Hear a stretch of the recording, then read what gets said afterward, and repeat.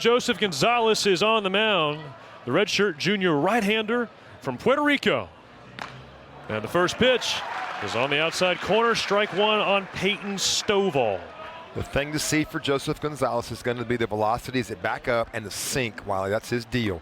He really has to sink it. There you see a slide on the second pitch of the game, but the velocity was down early. He's coming off of surgery, cleaning the shoulder up last summer and fall.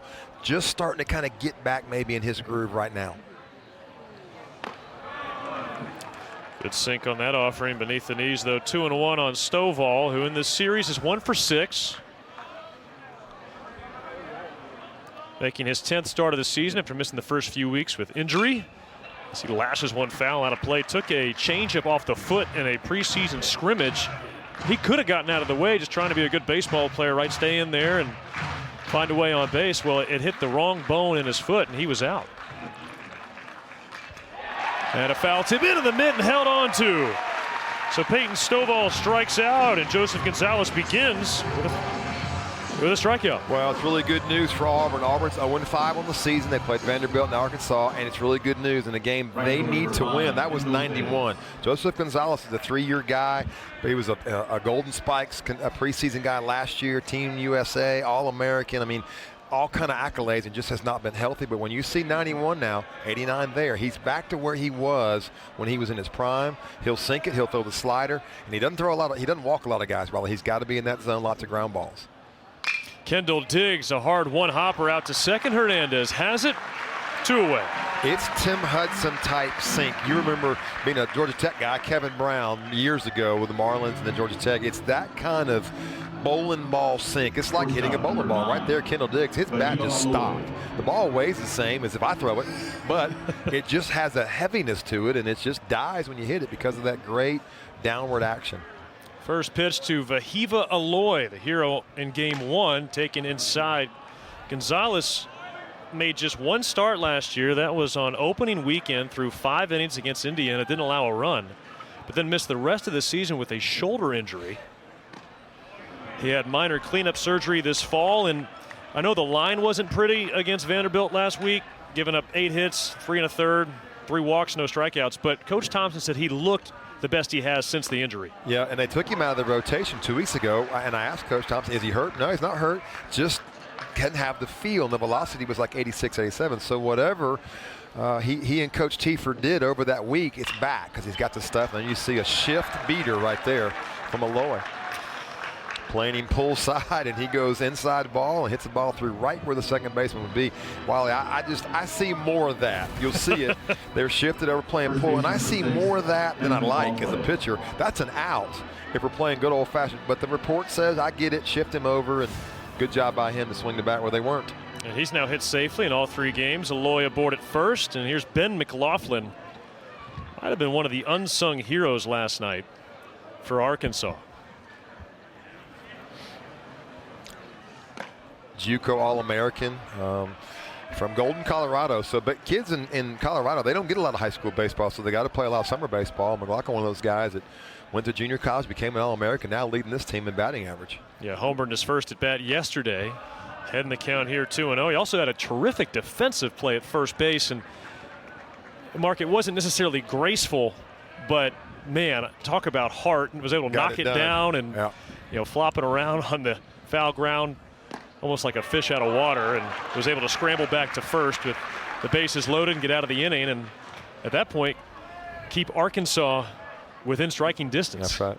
I tell you, I'm a fan of the kids, and I've had a pit in my stomach for Joseph Gonzalez for almost a year and a half now, but what I'm seeing now looks like the Joseph Gonzalez we saw as a freshman. And I was with you, I think, last year when he threw that game against Indiana. It was like 46 pitches in 5 innings, and he looked great, and he was never the same and didn't pitch again. 2 years ago, top 10 in the SEC in ERA, and he pins a sinker right there on the outside corner. If you're watching at home, you can see it's the pronation. And what does that mean? When he gets out front, that right hand of his just turns the ball over. It actually pronates over top of the ball, which creates that downward sink, and it's just, it is devastating. See if he can get one down here. Swing and a miss on a high heater, second strikeout. He was the anchor of Texas Tech staff last year, starting 16 games, throwing over 80 innings, striking over 100 batters. Second team All Big 12 selection, now making his first SEC road start. And this pitch is lifted high in the air and deep to center field. Wilmsmeyer squaring up. He drifts to the edge of the track and he makes the catch. It's going to be an 89 to 92 mile an hour fastball. Hagen Smith was 94 to 96. Nobody wants to face him right now, but it's not the same look. It's left-handed, but it's a little higher slot, the bigger breaking ball, and again, different style, dominant stuff. Chose Arkansas over Georgia and Texas A&M after he entered the transfer portal. Ike Irish, sophomore for Auburn, leads the team with 28 hits. Takes inside ball 1. No transfer portal questions for me today, Wiley, because as you know, I'm a little bitter and salty about the thing. Being an old-fashioned guy, can't stand it, but good for Arkansas. Again, hate it, love it, indifferent towards it. If you're not taking advantage of it, Mark, you're putting yourself at a competitive disadvantage. Yeah, I'd be a terrible coach because I would say, no, we're not going to do it. And I'd win 5 games if I was the head coach. So that's the reason why I'm up here with you. More power to the guys that are having to do it. Mm-hmm. So 1-1 on Ike Irish. Chops one foul. Ike Irish is one of the rare guys, I think, that left or right doesn't bother him. You know, you hear the left-handed specialist because they can get lefties out. He's one of the few hitters, I don't think it matters. I think he just sees it and hits it, whether it's right or left, doesn't really care. I don't know if we have splits on what he does versus right or left, but he's just solid all the way around. Look for that big breaking ball here. There it is. It's in the dirt. Good one. For a guy like Ike Irish, I mean, again, you coached at this level for a long time. Is he one of those guys who probably doesn't need to focus on the scouting report as much? Just go hit. I mean, really, there are hitters, and then there are guys who are just freaks, and Ike Irish is a freak. He was just born to hit. Came out of the womb hitting, and he probably won't stop till the career's over. And he sends a rocket funky hop there on the lip of the infield grass, but Stovall handles it, and he tosses on to first, 2 down. Arkansas's always, ever since Dave Van Horn has been there, they've always been able to catch it and hit it. Their pitching has gotten so much better under Matt Hobbs, the pitching coach the last 6 years. Their pitching has gotten better. They've sent numerous guys, top 10 picks to the Major League Baseball draft, and that was kind of the final piece, I think, for Coach Horn, was getting Matt Hobbs on board, and now, man, it's the top pitching. I haven't seen everybody, but the numbers say it's one of the top 2 or 3 programs in the country for pitching. First pitch to Bobby Pierce. Check swing, didn't go. Good thing he got Matt Hobbs on board, too. He was the acting head coach last night for Arkansas with Dave Van Horn flying back to Fayetteville, celebrating the birth of his first grandchildren. Children's. Yes. Put an S behind it, plural. 3 of them. Triplets. 2-0. We're going to catch up with Coach Van Horn later this afternoon. And, Mark, I'll be honest, I'm not sure we have a whole lot of baseball questions for him. No. What's it like? Well, I'm only 24 hours into it. Give me a little time here. He may not be that far.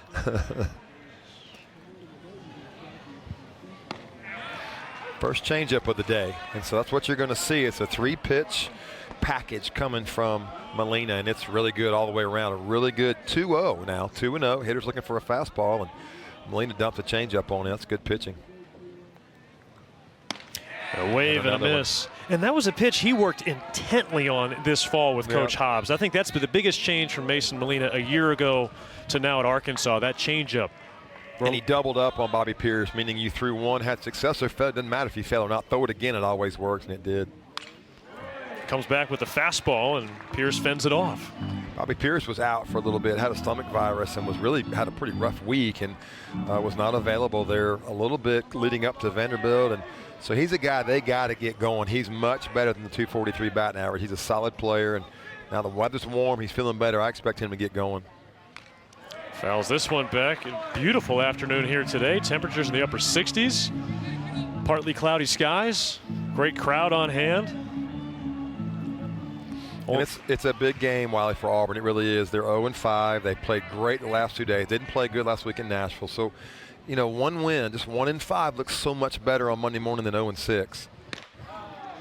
And some of this is about just trying to stay in the fight, right? I mean, look, the schedule is tough. It is. You go to Nashville, you've got the #1 team in the country at home this weekend. You go to A&M next weekend, Tennessee after that. You just got to make sure you're not in so deep a hole you can't climb out. That's exactly right. Payoff pitch from Molina. Check swing. He went. First base umpire Alfredo Burkeen ringing up Bobby Pierce. We'll talk about this first pitch here. to Hudson White, and he comes up empty. So one of the honors of having a great college season is the USA team, and he pitched well. The problem is he pitched all the way to August, and he was not the same for the next year and a half after that. And so what do? You know, you get invited to pitch for Team USA. You're excited about it. But my opinion was that led probably to some of this fatigue and the shoulder stuff. It wasn't a major shoulder injury. He just had to go clean it up, but he was not healthy for a year and a half. He looks really, really good right now. Look for the slider here. Fastball chopped foul. Yeah. I mean, this is a guy that could stand out there, really, and tell these hitters what's coming, and if they don't get it up in the zone with that sink on it, they're not going to get under it. They're going to hit ground balls all day long. You look for him to have 12 or 13 ground balls in a 7-inning outing. There's the slider, and Hudson White lays off, the former Texas Tech Red Raider. 3 hits in this series. They all came on Thursday in Game 1. His mom and dad, if they're here, if they're back in Puerto Rico watching, but he looks like he is used to looking. He looks really good right now, settled in, and stuff's 88 to 91. Breaking ball's really good. He threw close to 80 innings there that spring before going to pitch for Team USA. Yep, no question. Still 1-2 here on Hudson White. He elevated in the first inning. See if he elevates a fastball here. He's trying to get what he wants from Ike Irish. Irish sets up away, up and in, and he hits White on the shoulder. He did elevate. He wasn't trying to go there, just missed in. I think it was the right call. Wrong spot. So White aboard to lead off the second inning, and you've talked a lot about how effective he is down in the zone, but even for a sinker baller like Joseph Gonzalez, in today's game, it's important to be able to pitch up in the zone, even above the zone some. That's right. A lot of guys will turn from the 2-seam fastball, which is what he throws, and go 4-seam because you don't want it to sink, right? And he came up in the first inning and got a strikeout right there. He just hit him in the shoulder.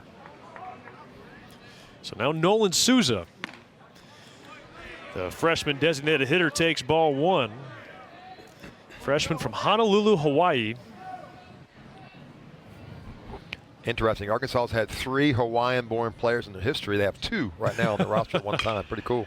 Chopped to first, and that is a fair ball. Good job by McMurray to get on it. That thing was getting ready to cut foul. He did a really good job. Watch what he does. We show the replay. He gets around in foul territory to keep the ball in fair territory. This is a really good play. This is a good instinct. Watch him get around the ball. That's intentional. Get out there in foul territory so the ball can't shoot back on you. That was good baseball by him. Love it. Little things like that, right? Mm-hmm. Not totally for naught for Nolan Souza. He does move Hudson White up to second for Jared Spraglott, senior from Philadelphia. Not only does Arkansas have high school guys that were big-time players, this guy, University of Richmond, all-conference player. Aloy, we talked about him last year, all-conference guy, and a freshman All-American. Sacramento State, so they just got this lineup riddled with just big-time players. And 2-0 on Spraglott. I love the way Coach Van Horn told us about Spraglott's personality. He said he doesn't say a whole lot, and so I told him, you're about the first person I've met from Philadelphia that doesn't say a whole lot. True. Very true. Gonzalez behind 2-0 and blocked by Irish. It's one thing that Joseph Gonzalez can do if he does fall behind. And normally when he's really on his A game, it's just strike after strike after strike. But he can still come over the plate even when he's behind because of the sink. He needs to get a strike here. And if you're Spraglott, you're going to take this pitch, obviously, and see if you can get to 3-1.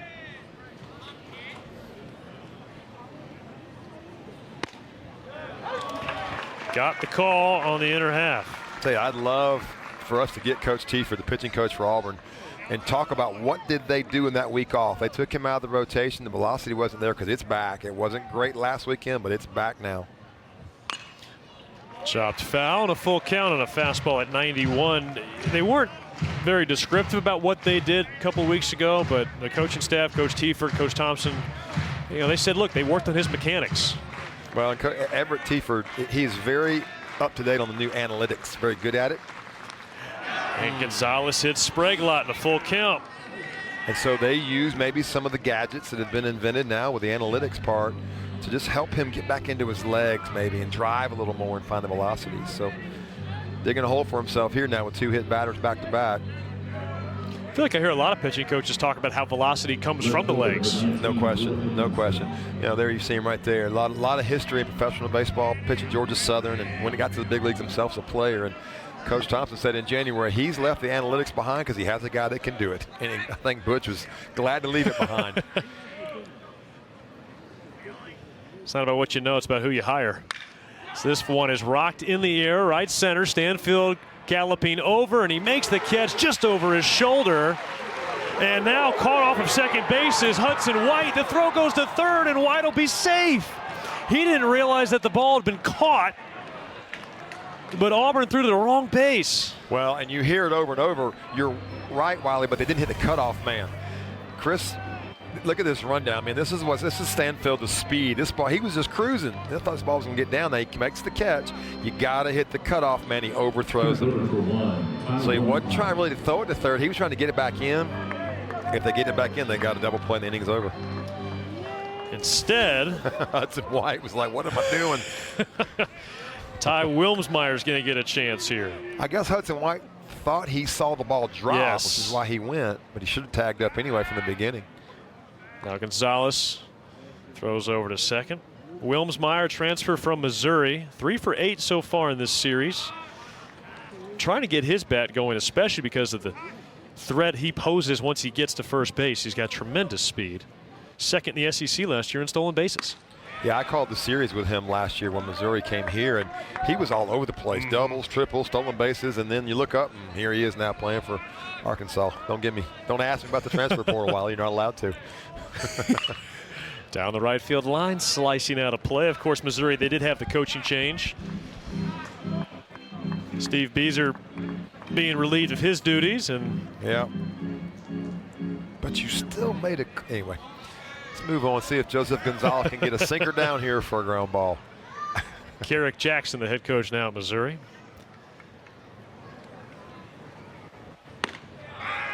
Missed inside, and a pick back throw to first. Ooh, that was close. A one hopper in as Spraglott dives back in safely. Hasn't been a lot of talk about Ike Irish behind the plate. There's a lot of talk in preseason about the three-headed monster. Auburn's got 3 good catchers, but Carter Wright's been catching the middle game, but Ike Irish has settled and done a heck of a job behind the plate catching. And this week in particular, he's caught all 3 games. Yes, yeah. Carter Wright had a big double yesterday. Maybe did he come in late? Oh, he's a DH. DH, yeah. Yep. Had a big hit, I saw. So you see these Arkansas right-handed hitters swinging over the ball. Here's what happens. Their eyes tell them down the middle, 55 feet from Joseph Gonzalez's hand. The problem is the last 5, it just bottoms out. They swing over the top of it. 2-2. So right there, you see it again. He lives on the bottom of the barrel, meaning they are if a barrel's 3 inches across, then the bottom part of the barrel is where Joseph Gonzalez makes his living. When you put it that way, it makes it sound easy. Yeah, nothing to it. At 90 miles an hour, trying to hit a bowling ball. Another 2-2. Strike 3 called on the outside corner. That list continues on. Mason Molina, transfer from Texas Tech, an all-conference selection last year, second teamer. There are his numbers as a Red Raider. As the first pitch misses inside to Cooper McMurray. And you're talking about guys all conference. He was 9-2 last year, 7-2. I'm sorry, that was Hagen Smith, 7 as a freshman, but great numbers, and still decides to leave and advantage Arkansas. If Arkansas is in Omaha in June, it will be because of their transfer portal guys and the developing the guys they have. There you see the numbers there, just crazy. Look at the strikeouts this year, 16.8 per 9, and a jump from 11.4. So electric stuff. Meanwhile, Cooper McMurray, he's had a lot of strikeouts as well at the plate. He's 0 for 7 in this series with 7 strikeouts. He's a guy that could hit 7 home runs in a row, or like we've seen, strike out. But that's been tough now. He's faced some really good left-hand pitching, which is hard on the left-hand lefties. But he's a guy that could get hot and get going, and they're a good at-bat for him. Just get on the base and get going. So a leadoff walk, and now Carter Wright had a couple of hits last night starting at the DH spot. That was the first time he started at DH this year. He's back in that spot again today and trying to build some momentum here. You know, he had 2 hits in the finale against Vanderbilt. Yeah, he's had a nice little start, and he's earned some time. Other guys have not. Coach Thompson looking around with Coach Gross. Who can we put in there? And Carter Wright said, put me in, Coach. I'll get it done for you. Senior from Blairsville, Georgia. Tell you, if you're on the couch today listening to Wiley and I want you to watch this pitcher and then Joseph Gonzalez. This is what you call pitching with rhythm. It is so relaxed and so smooth. Nobody's overthrowing, nobody's max effort. It's just as easy as it gets, and there's a good changeup. So when you have rhythm as a pitcher and you don't max out, and look, what they tell us on social media these days, they're lying to you. Harder is not better. This guy's proven it, and so is Joseph Gonzalez. It gives you command the easier you work. Head 0-2, and he gets Carter right, carving him up on 3 pitches. I mean, that was like a Thanksgiving turkey right there, Wiley. That was curveball, fastball in, changeup, and then fastball up. Watch this, 4-seam fastball above the hands. That was intentional, and it works. So what you're telling me is that 89's playing a little faster. Absolutely, it's above the hands, and you're trying to catch up to it. Good luck. And giving the context of the first 2 pitches in the at-bat, there you have it. Here's Mason Mainers, transfer ad for Auburn from Jacksonville State. Not sure why you try to pick up this thing, but I get it. I had some nervous reactions too back in the day. But just watch right here as Mason Molina works. It's just like he's playing catch in the backyard. So easy. And a bunt pushed up the first base line. McLaughlin trying to tag out Mainers, and he got him. That'll move McMurray up to second, but Mainers looking for a base hit there. And Ben McLaughlin, again, getting the job done there at first base. Yeah, and it's a drag bunt. It's a drag bunt. So 5 feet to the left, he's got a base hit, but it's too much toward the first base. Really pretty good location. Give McLaughlin some credit, but he really wants that thing a little bit more towards the pitcher's mound, but a good attempt and a great defensive play. You said it, Wiley. And now another at-bat with a runner in scoring position for Auburn. This time it's Chris Stanfield's turn to hit. And he jumps on the first pitch and skies it high in the air and foul. It's what you don't see anymore in this league, and you did kind of 20 years ago. You don't see any bad athletes. I mean, even at first base, McLaughlin probably was a shortstop in high school, and he's just he's gotten bigger and taller, and he's just kind of filtered over there. But you don't see anybody on the field in this league anymore that's just a dead-footed bad athlete. They all can do things. And a fly ball lifted to right. Ranging over Diggs, and he'll make the catch as he glides onto the warning. 2-seam, but 2-seam sinkers are his bread and butter. 93, Wiley, in that last strikeout to end the second inning. Not used to seeing that velocity from Gonzalez, as this a bounding ball charging Hernandez. He unfurls to first, and Stovall retired on 1 pitch. I was going to ask you, this will be the second trip through the lineup for Arkansas, but you said earlier that you might know what's coming from Joseph Gonzalez. Seeing him another time may not help you. Yeah, and Coach Baird made me a sinker ball pitcher. Now, it wasn't this kind of sink. It wasn't 90-91. It was 84-85, but it saved my career. And again, there were days where I just knew you were going to hit a ground ball. Joseph Gonzalez is going to get his strikeouts, but he wants that right there. 1 pitch, ground ball, get back in the dugout. That's what he wants. He has the ability, like Greg Maddux back in the day, to throw 90 pitches in 8 innings and save the bullpen and have a quick game. That's what his strength is. Kendall Diggs, hitless in the series so far. He's 0 for 10, a called strike. So, Mark, what you're saying is Joseph Gonzalez throwing bowling balls, you were throwing more like bocce balls. Yes, somewhere in between. Yeah. That's exactly right. They had holes in them. Appreciate that, partner. I got you covered. Good pitch there, locating to both sides of the plate. So if you're Arkansas now, as you come back around soon to be the second time through the order right here, you just have to see the ball up, and you got to try to stay on it, trying to shoot balls the other way and not roll over ground balls from a left-handed side. And he shoots one to third, and a diving stab from Derek Fabian. Didn't have time to take a single shuffle step. Great play, and what you see there is Auburn, Coach Nunemaker has him shifted about 15, 20 feet off the line. You see where he is, because they're not going to pull it that or hit it that way down the line. You're going to be in the gap. That's exactly where they want to be. It's good defensive positioning and a good play by Fabian. Also a good approach from Kendall Diggs. That's exactly what you were talking about. Yep, kind of off the end of the bat a little bit. He tried to stay with it. Vahiva Aloy does not get cheated. 0-1. No, look what he did there. I promise you, if we could kind of get in his head right there, he's looking middle in. He was trying to go get it. That's a good approach. He just beat him on that pitch. And he rolls one out to first. McMurray flips to Gonzalez. And a horn. And Coach, you've been doing this for over 35 years as a head coach, but I'm willing to bet you had not had a day like yesterday.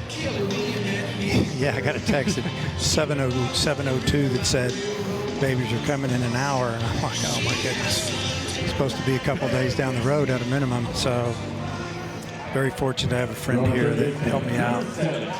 Flew me home, and I got to be there when we got to see him last night. Coach, there's a lot of conversation that your pitching staff this year may be the best in the country. This is the impact of Coach Hobbs, Matt Hobbs, on your pitchers. Well, he has a big impact on him. He's an outstanding coach, and he, not only mechanically, and it's mental and situational, and he just does a tremendous job. He's a great recruiter. And for those who aren't aware, Coach Van Horn welcoming in triplet grandchildren yesterday, and Fayetteville flew back this morning. I know Mark's going to ask about the pitching. I got to ask about the grandchildren. Can you give us an update on their health and how things have gone these first 24 hours? Yeah, all good. Got to see him last night. They look beautiful sitting in there and laying in there. And, they'll be in the NICU for a while. My daughter was 29 weeks, and they tried to come 2 weeks ago, so we feel good that we got them at 29, and wow. They're all healthy, and just going to watch them grow over the next month, 2 months, and bring them home, have a lot of fun. And before we let you go, can I ask where you were for the Ryder Helfrich home run? Well, by then, I was on my about third or fourth device watching the game. I just got home.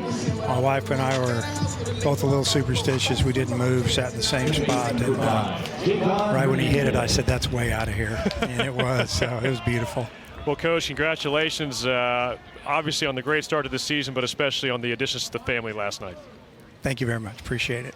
All right, that's Coach Dave Van Horn joining us here in the bottom of the third inning. That had to be close to a perfect day. No question. No question. You get 3 grandkids, then you get not a walk-off, but a 8th inning home run to win the game, and your team's 2-0. So you're right, a really good day for him. You heard him say how thankful he is.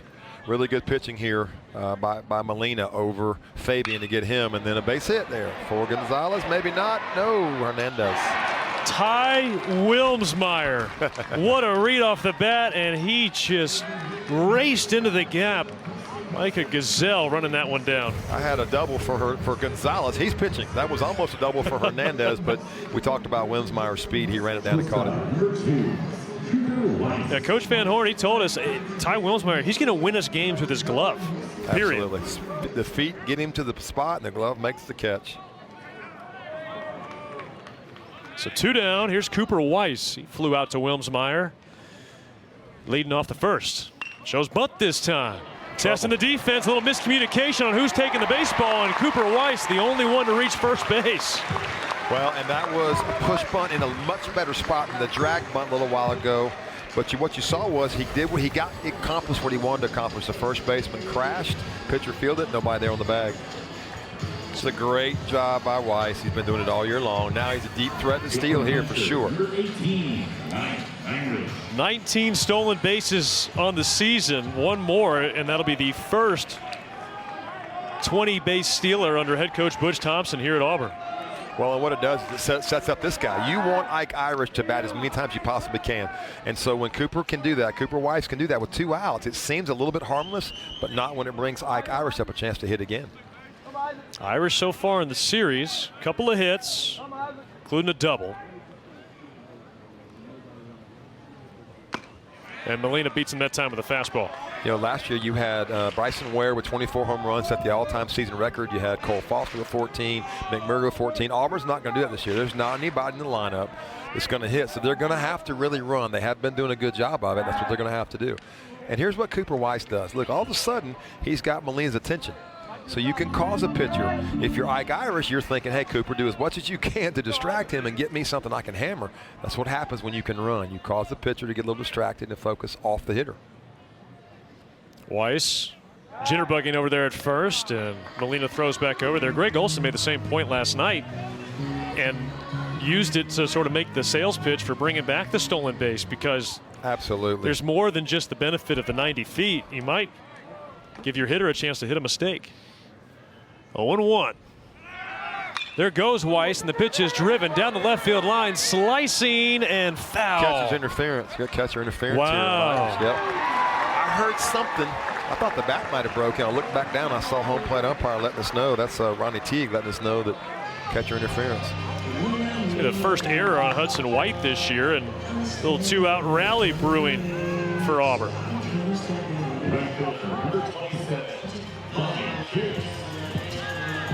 fastball up. Man, didn't see much there. Yeah. Must have been a piece. I did hear it. I didn't know what I heard. Yes, there was something going on, but I'm with you. I couldn't see it there on that replay. You didn't see a big reaction from Hudson White on the call, though, as if it were something that he disagreed with. So 2 on for Bobby Pierce. Big spot for Auburn.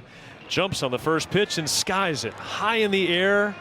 First base dugout. McLaughlin is right there to make the catch. And there. Getting ready for those grandkids to make their debut, if you will, and then flew back to Fayetteville, or rather to Auburn this morning. Well, and such good news. You see Joseph Gonzalez working here again, good fastballs. But, you know, 29 weeks is early. Well, I've been through that 3 or 4 times with my wife, and that's early. And just to hear that they are healthy and doing well and they're in good hands at the hospital, that's great news. That's 11 weeks early, and it's great news. Joseph doesn't know where it is, and I don't either. 2 good fastballs back to back. You see Gonzalez, he doesn't show a lot. He showed his hands like, where was that? Historically, as you pointed out, a strike thrower. As he walks McLaughlin on 4 pitches. That snaps a streak of 5 in a row, retired. And of the 4 base runners Arkansas has had now, it's been just 1 hit, now a walk, and 2 hit batsmen. Very little emotion from him, and you don't want to have a leadoff walk. It's never a good thing. But Arkansas, with this sinker of a right-handed hitter, the opportunity for a ground ball double play is always very real. I don't think Arkansas will bunt. They don't have to run a whole lot because they can really hit. I think they'll probably swing away. Hudson White takes the first pitch fastball on the inside edge. Gosh, really, really good stuff. We can hear the mitt popping up here. And I would say Joseph Gonzalez is back. Warm weather helps. Always good to get the warm weather, get the muscles loosened up again. Everything working in his favor today. And a hard hit ball deep to left. Mainer's backing up, makes the catch just beneath the green monster. And there's 1 away. Coming up tonight at 8 Eastern, 7 Central, a gymnastics. Baseball, March Madness, SEC gymnastics, spring football. It's just a great time of year if you're a SEC sports fan. This is great, except for the SEC basketball. I've been too kind on the men's side, to the yes. SEC on the men's side, no. Fouled straight back. Nolan Souza, true freshman from Honolulu. You read some of the scouting reports on him coming out of high school. They considered him one of the most advanced hitters in his class. Yep, absolutely. He was #1 rated shortstop in the state of Hawaii last year out of high school. And a ground ball chopped up the middle. Hernandez can't reach it as it leaks into center field. And Souza with a base hit. Second one of the day for Arkansas. And now the Razorbacks have 2 on and 1 out here in the 4th. You're playing a little shift because it's a left-handed hitter. You're expecting a rollover ground ball, and he hits it where nobody is, back up the middle. You know, it's funny. It's the base hits that have been ground balls, and it's some of the outs that have actually been flyouts. Line drive to left right there in the start. You're right. And that happens to you a lot when you're a sinker ball pitcher. There is some tough luck. Balls that are 3 hoppers and just find their way through. You give up so many ground balls that some of them, like that one, just find their way through the infield. Jared Spraglott moves his legs out of the way there, taking ball 1. I suppose as a ground ball pitcher like Gonzalez or anyone else for that matter, the message has got to be, get me 1 more ground ball. This next one's going to be 2. Absolutely. You're always 1 pitch away. That's what I always say is a situation can seem dire, but with a guy like this, any pitcher, but with this kind of stuff, you're 1 pitch away from being out of jail. And that is one thing Arkansas has struggled with this year. Did Spraglott go? Yes, he did. 92 there. He's just getting better and better. Arkansas this season, Mark, they have hit into 25 double plays. This is just their 22nd game. Well, if you're Auburn and you're 0-5 in the conference, you want to see number 26 right here. You sure do. 1-1 pitch. Instead, a high fly, left center. Stanfield racing back. He's headed towards the scoreboard, and it's off the scoreboard. Jared Spraglott, a 3-run shot to the deepest part of the park. And the 4th home run of the series for Arkansas. Well, what you're going to see, Wiley, is you're going to see a bad place to miss. The 2-seam fastball down and in, and the hitter takes the barrel of the bat, gets it up in the wind. Watch where he misses now. It's down and in. Great job by Spraglott. Boom. Down and in. Bad place to miss for any pitcher, and he got it. Good job of hitting by Spraglott. Kind of a no-doubter when you could hear it off the bat. It sounded pretty crisp. Yeah, he went down and golfed it. And now Will Edmondson takes ball 1, and Arkansas, not only have they been the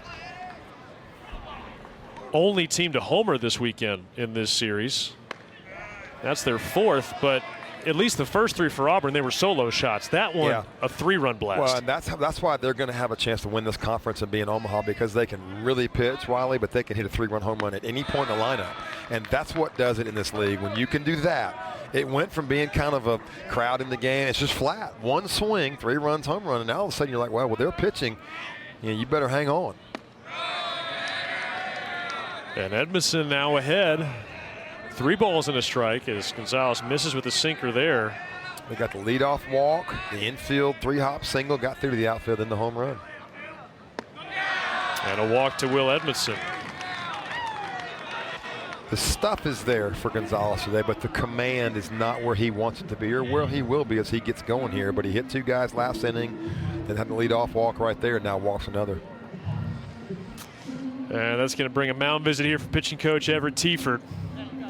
You were talking about Coach Tiefert's background for Arkansas when they scored 3 runs. It was a bases loaded walk, an error. I don't know that Arkansas will have a guy with 20 home runs this year. Maybe they will. But they will have probably 10 guys with some home runs, whether it's 3 or 4, 9 or 10. They're going to be able to hit the ball of the park up down the lineup. And the guy on deck, Stovall, he's a guy that could hit 20. He's hitting leadoff, but they just got power from top to bottom. Ty Wilmsmeyer now. First to pick off, throw to first. And you come into the weekend, and the pitching numbers just jump off the page. I mean, obviously they lead the country in ERA, strikeouts per 9, hits allowed per 9. But I think Coach Van Horn even alluded to it when we spoke with him earlier this week that their offense hadn't quite found their stride yet. And look, they scored 1 run there on Thursday against some pretty good pitching from Auburn. Put up the 6 runs yesterday, and it's starting to feel a little bit like they might be getting into gear. And they're not going to have to score a whole bunch. They're not going to have to score 10 a game to win.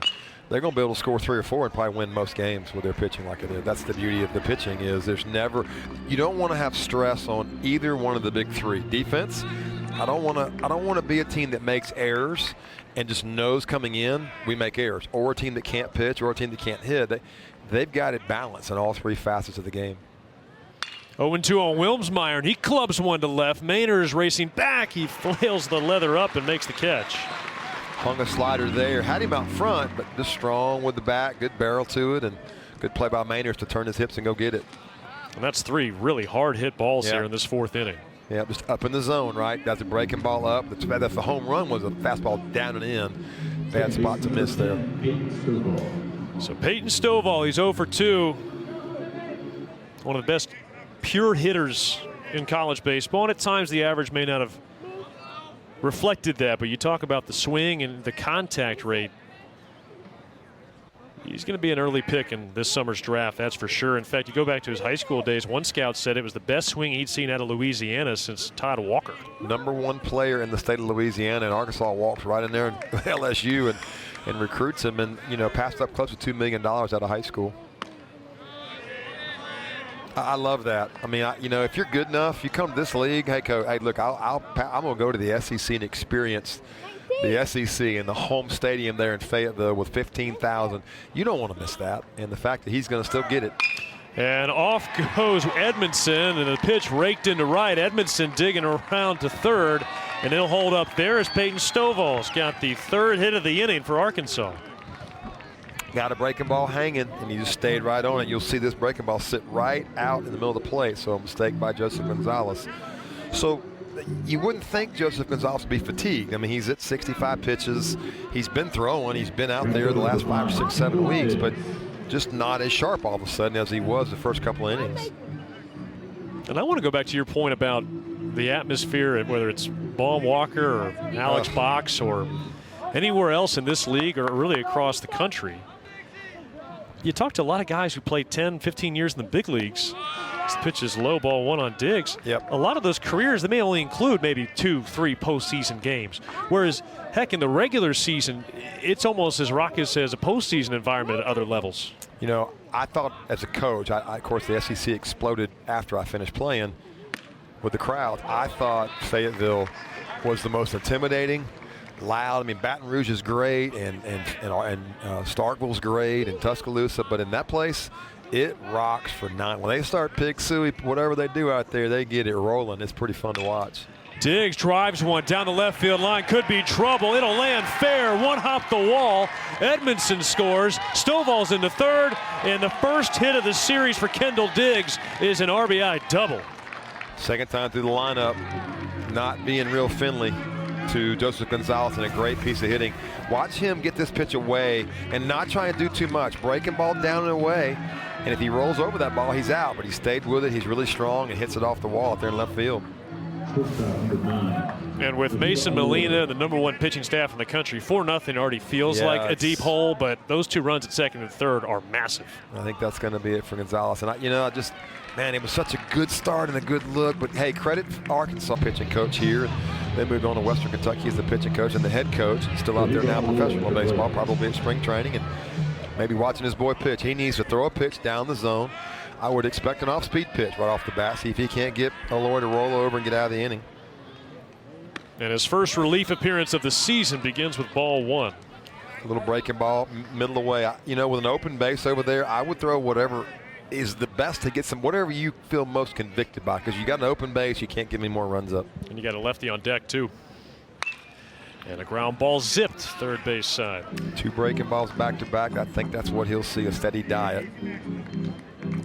Aloy, this guy also, coming out of his freshman year, was a #1 player in the state of Hawaii. Went to Sacramento State, became a freshman All-American, and transferred over to Arkansas. That's quite a road trip. I don't think that's one you want to knock out in a day. You might want to spread that one out a little bit. Hey, son, can you come up for Thanksgiving? Nah, don't know if I can make it. I got a day off. I'll probably stay in Fayetteville. His younger brother's got an OPS over 1,000 up at BYU as a freshman. Yep. Cahillo. And the 2-1 golfed in the air to left. Mainers was leaning back. Now he comes darting in. Diving. Did he make the catch? Yes, he did. It was a suspect first step for Mason. About what your experience has been like here at Auburn. I know it was a long and winding journey to get here, but what has this first month of the season been like for you personally? I'm just happy to be here. I'm really thankful for the opportunity to be able to play here at Auburn, and ecstatic at how we've been, and really happy so far. Cooper Murray going to lead us off here, Wiley. See if he can get something started. Auburn needs a little something, a little spark. Try to offset that 4-run top of the 4th inning and see if they can't chip away at it. Ball 1. Connor, can you tell us a little bit about your journey as far as your baseball career is? As I understand it, there's been some seasons that you haven't played. Yes, I didn't play baseball my senior year of high school or for 3 years after. And then I lost 2021 to COVID in California JUCO, and then I was able to play my freshman year in 2022. So you said you had 4 years without playing. What inspired you to get back into it? Yeah, I decided what would have been sophomore year to start playing again, and began training and throwing and stuff, and then my would have been junior year, because of COVID we lost it, but I just missed the game, and asked if my grandparents would support me, and they let me move in with them and go to school and work, and so that's why. Connor, I've covered 2 of your games, the UAB game you started here, and then the Auburn-Troy game last week up in Huntsville. And I didn't know this story. So you were at Palomar JC right out in California, then went to St. John's River in South Florida, right? Yes, sir. Across the country. Yes, sir. So tell me this. I'm being a pitching guy and a pitching coach. I love the cutter, and you throw it, am I wrong, 90% of the time? Definitely not 90% of the time, but I do throw it quite a bit. It's a good pitch, and we love throwing it to lefties. It's nasty. We had you at Troy last week up there in Huntsville, and man, it was just devastating. And the hitters know it's coming, and they can't adjust. How'd that happen? How did you get that pitch, and what is it that's led to it being so consistent for you? Yeah, so my freshman season, I struggled a little bit. I was basically just a fastball, and so late in the postseason, we decided to try throwing a cutter, and it was really good, and then I've just ran with it ever since. Awesome. It's a great story. 3-1 count here. Well, Connor, thanks so much for joining us, man. It's been a thrill to watch you pitch so far this year. Tigers leader in ERA through the first few weeks, and best of luck the rest of the way, man. Well, thank you. I appreciate it so much. Congratulations. Connor McBride, unbelievable. He took 3 years away from the sport, off. And was a PE teacher in high school. Wow. Swing and a miss, and nice rally by Mason Molina. He fell behind big there to Carter Wright, but gets the out. And a great changeup to finish it off. He has struck Auburn hitters out today with all 3 pitches. He's gone up with the fastball. He's gone down with the break. But right here's the changeup. Boom. See the late action on it. Good swing by Carter Wright. But when you see fastball arm speed and it's not there, your eyes tell you it's a fastball, but it's not. It's a changeup, and that's just hard to hit. Yeah, so you hear a lot of gratitude there, Wiley and McBride. I'm grateful to be here. And look, there's just not a lot of guys that feel that way anymore in this generation. And he's climbed a hill that's made him so appreciative, not to just be in college baseball. You're in the SEC West. You're with under Butch Thompson, and you're in a program that's been to Omaha twice in the last 5 years.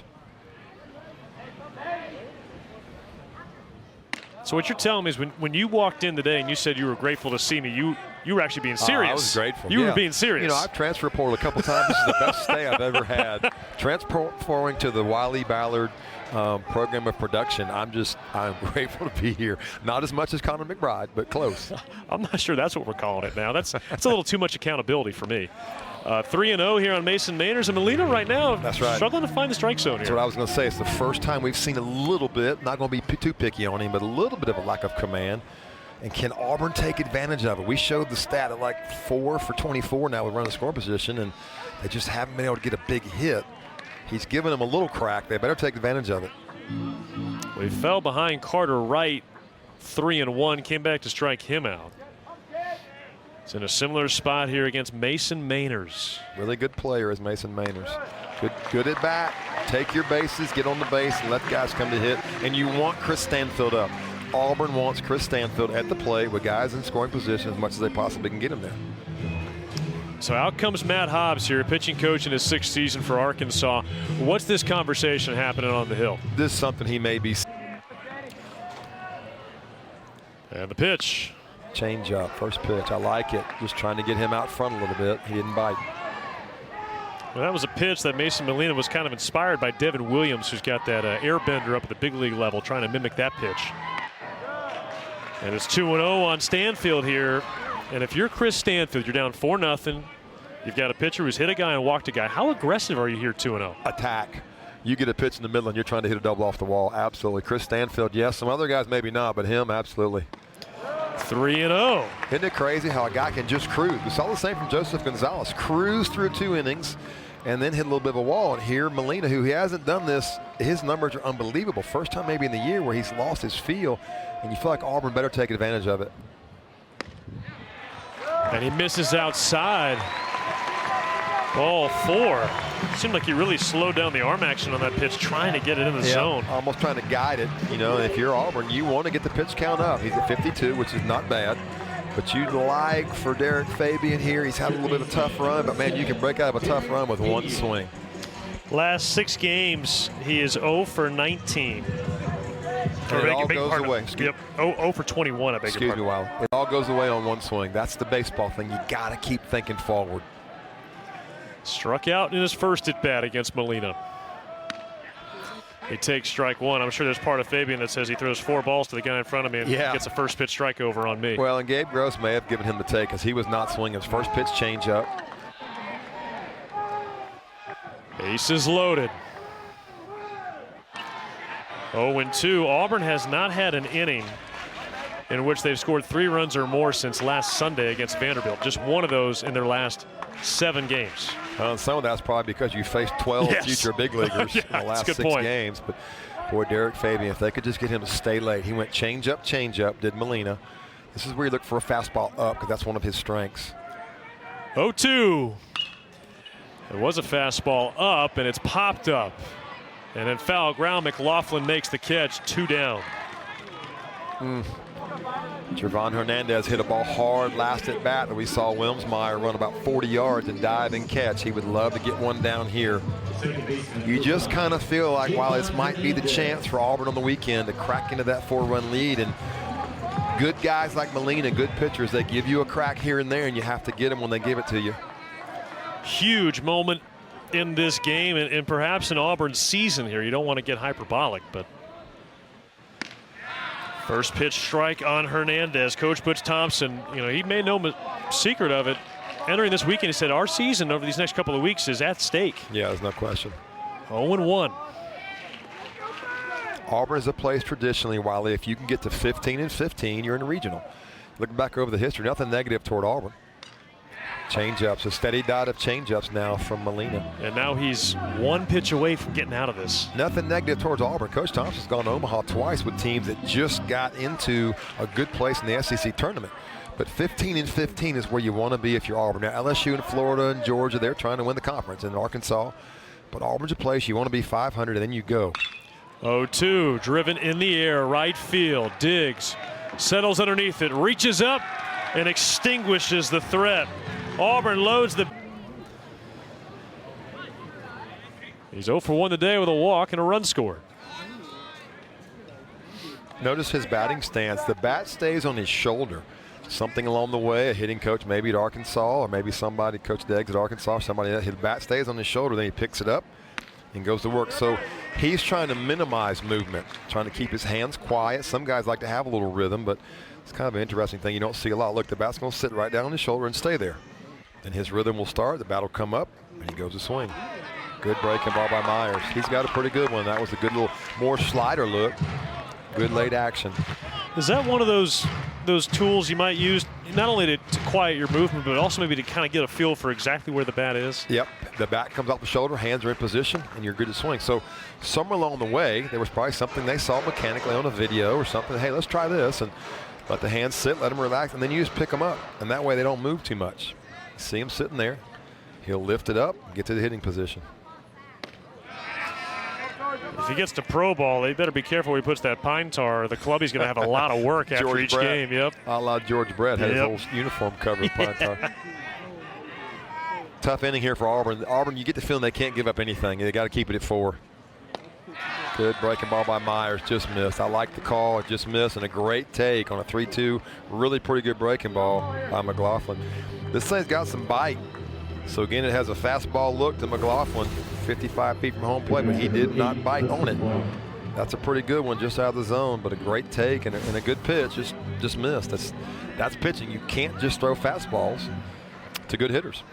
It feels sometimes like there's not enough attention paid to good takes, if you will, in terms of what makes a good hitter. We talk so much about power and contact, but a good take on a pitch like that, I mean, that changes the entire inning. Sure does. If he chases that, you're exactly right. That's a very calm, poised hitter who's not jumping at everything that he sees.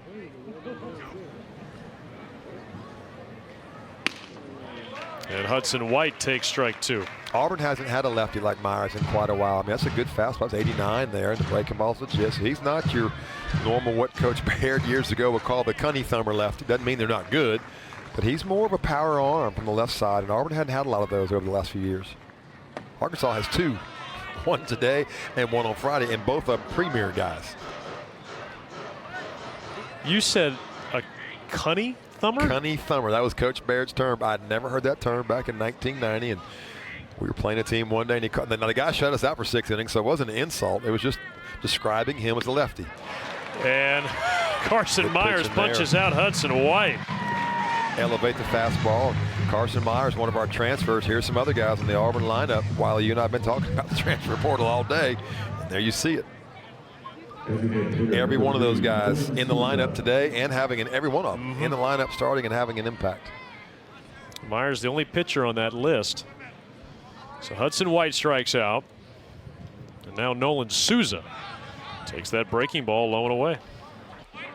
Saw something there that I'm not crazy about, and he may be doing it and may be fine, but right there, Myers changed his delivery rhythm for the sake of the runner, trying to show the runner a different look. He sped things up a little bit and he missed. There's a normal leg kick. And, you know, some folks might call it a slide step. It's just one of those things, whether you're hitting like Souza's doing or whether you're pitching, you don't want to change the rhythm that you practice all the time. You want to have the same rhythm. Souza's a hitter. He's got a rhythm. He hit batting practice today, and that rhythm's got to take over. And see if Myers goes back to a conventional leg kick here. There it is. And that one picked just off the dirt by Irish. It's 3-0 on Susan. I'm sorry, one more time. A cunny thumber. What is the cunny part of it? I don't know, but it's a left-handed pitcher that throws nothing hard. Okay, I've heard of the thumber. Yeah, I've heard of the thumber. Yeah. I just haven't heard of the. Well, you just heard the half of it. It's cunny and then thumber. Okay. There's a called strike. Well, I don't remember. We're facing a guy throwing 80 miles an hour back in 1990. He was just change-ups and sinkers and breaking balls. Coach Bear goes, this cunny thumber's sticking in our ear, fellas. And everybody looked like, huh? Now, Coach Bear was a walking thesaurus, so he was pretty good with his words. And to be clear, that's a walking thesaurus, not a walking dinosaur. That's exactly right. Yes, that's right. Forgive my butchering the English language. No, I'm just making sure I got it straight. I think you nailed it. I'm just making sure I've got it right in my mind. So another walk here from Myers, and there's 2 on, and this is right where Jared Spraglott was at in the 4th inning. 1 out and 2 on, and he golfed one off the scoreboard. And he came in behind, I think it was a walk in the infield, kind of a 3-hopper, and then he got a fastball down and in and gave him a 3-run lead. You see the pitcher throw there. You have to throw it. If you turn to pick, I changed about 2 years ago, when you turn to do a pickoff move, you have to go ahead and throw it. And you see him doing that. There's no threat to get the runner out, but they got to do it. And he thumbs a breaking ball over for strike 1. You know, Auburn has given hit batters and walks, and that's 3 innings in a row. 2 hit batters for Joseph Gonzalez and a walk last inning, and now 2 more walks. You're just playing with fire here. You saw it last inning on a 3-run home run here by Spraglott. And got jammed a little bit. A floater out to second, picked up by Hernandez. He flips to Weiss at second, and the relay to first. Not in time. They can't turn 2. Man, what I want you to see is the leadoff runner right there was going back to the bag. Had Javon Hernandez just thought a little bit, he jams him on a breaking ball. Good pitch. The runner at third was going back to the bag, so had he thought a little quicker, he could have touched the bag and then gotten the runner and the runner right there between. See right there? There's your out. Now go to third and get the run down, but instead tried to get the extremely fast Spraglott. He beat it out. Coach Thompson, the coaches were letting him know about it too. He was right there. It's almost one of those rare scenarios where it wasn't quite high enough to be the infield fly, but you could almost anticipate, okay, I can kind of mess with the runners a little bit. And letting it drop was a good idea. And, you know, you got to react quick. Easy to say when you're up here. All 1 on Will Edmondson. Here's kind of the back and forth. Carson Myers put himself in a jam with two walks. He's about to get out of it. Can Will Edmondson keep him on the hook? A big hit here, and the game's probably over. Good swing and a miss. He's throwing the heck out of that breaking ball, and I see why. It's a really, really good one. I doubt his dad's breaking ball was that good. That was nasty. Sorry, Matt. Had to say it.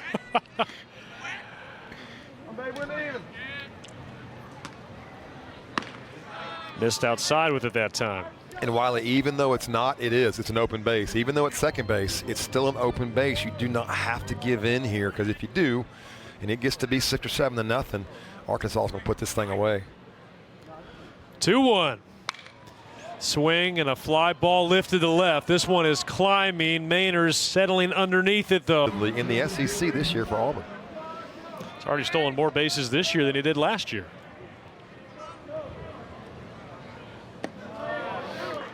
Will Mason Molina get that command back? He did a great job battling out, giving Auburn nothing after they got 4. Can he get back on track here? Pitch count's in good shape. Can he get back on track to the way he was the first 3 innings? He's fallen behind 2-0 out of the chute here in the 5th. Nothing has changed. His rhythm is still just as beautiful as it was. Just a feel thing, just missing here and there. You see what he's doing this year is Cooper Weiss so far in just 22 games. And again, Cooper with 19 of those stolen bases. It feels like it's mainly him doing the damage, but Auburn has already reached last season's total in just 22 games. Yeah, last season was a stand there and hit it out kind of season. This season is different. They're going to have to play small ball, run and bunt like we've seen them do. Mainers can really run and can bunt. Weiss can do it. Chris Stanfield can do it. There's some guys in this lineup. Coach Thompson told us early that he thought it was the most athletic lineup he had in a while.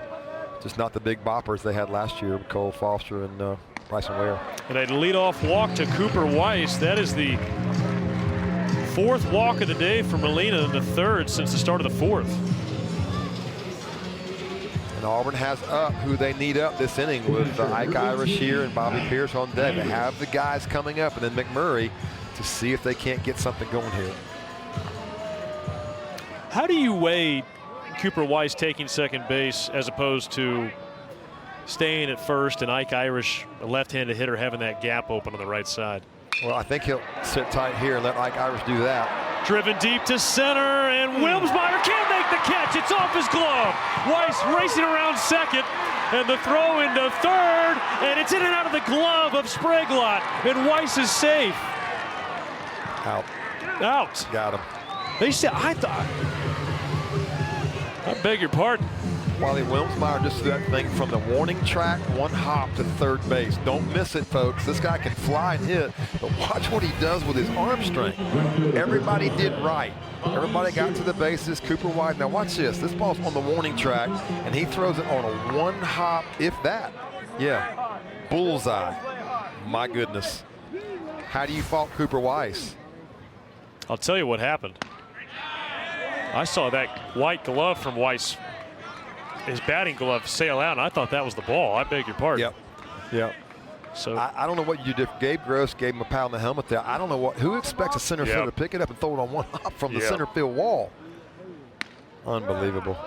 Defense, pitching, they can swing the bats. This team is, that was impressive. Center fielders usually have the third best arm in the outfield, maybe at least second, but right there, that was a cannon. Haven't gotten a ruling on the scoring there from Irish. And keep in mind, Cooper Weiss, one of the fastest players on Auburn's roster. And he had gotten about 10 feet. Cooper Weiss was about 10 feet from the second base bag. He thought he was going to catch. Did it right. He got all the way down. He saw him drop it. He touched the bag and went. And Wilmsmeyer threw an absolute missile. It will be a double for Irish as that pitch misses outside. 3-1, I suppose, just with the nature of Wilmsmeyer being up against the wall. Man. He'll say that's a ball he should have caught, but he made up for it. He sure did. Yeah, take that. I'm blown away. I don't know if I've ever seen that before.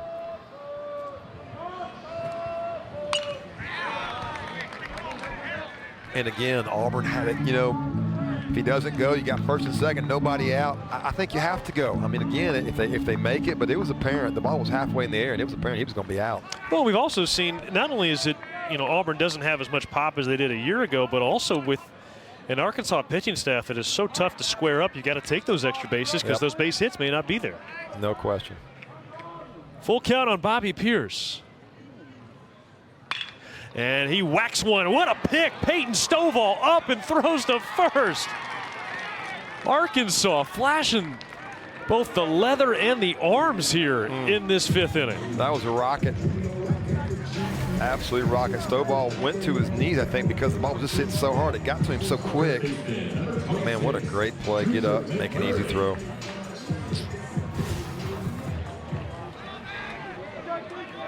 So Irish is at third, but man, Auburn's got to feel like they're close to having nobody out in this inning, and instead there's two out and a runner at third, and Cooper McMurray rips one foul. And boy, do they need him to get into one. You and I saw him last year, McMurray.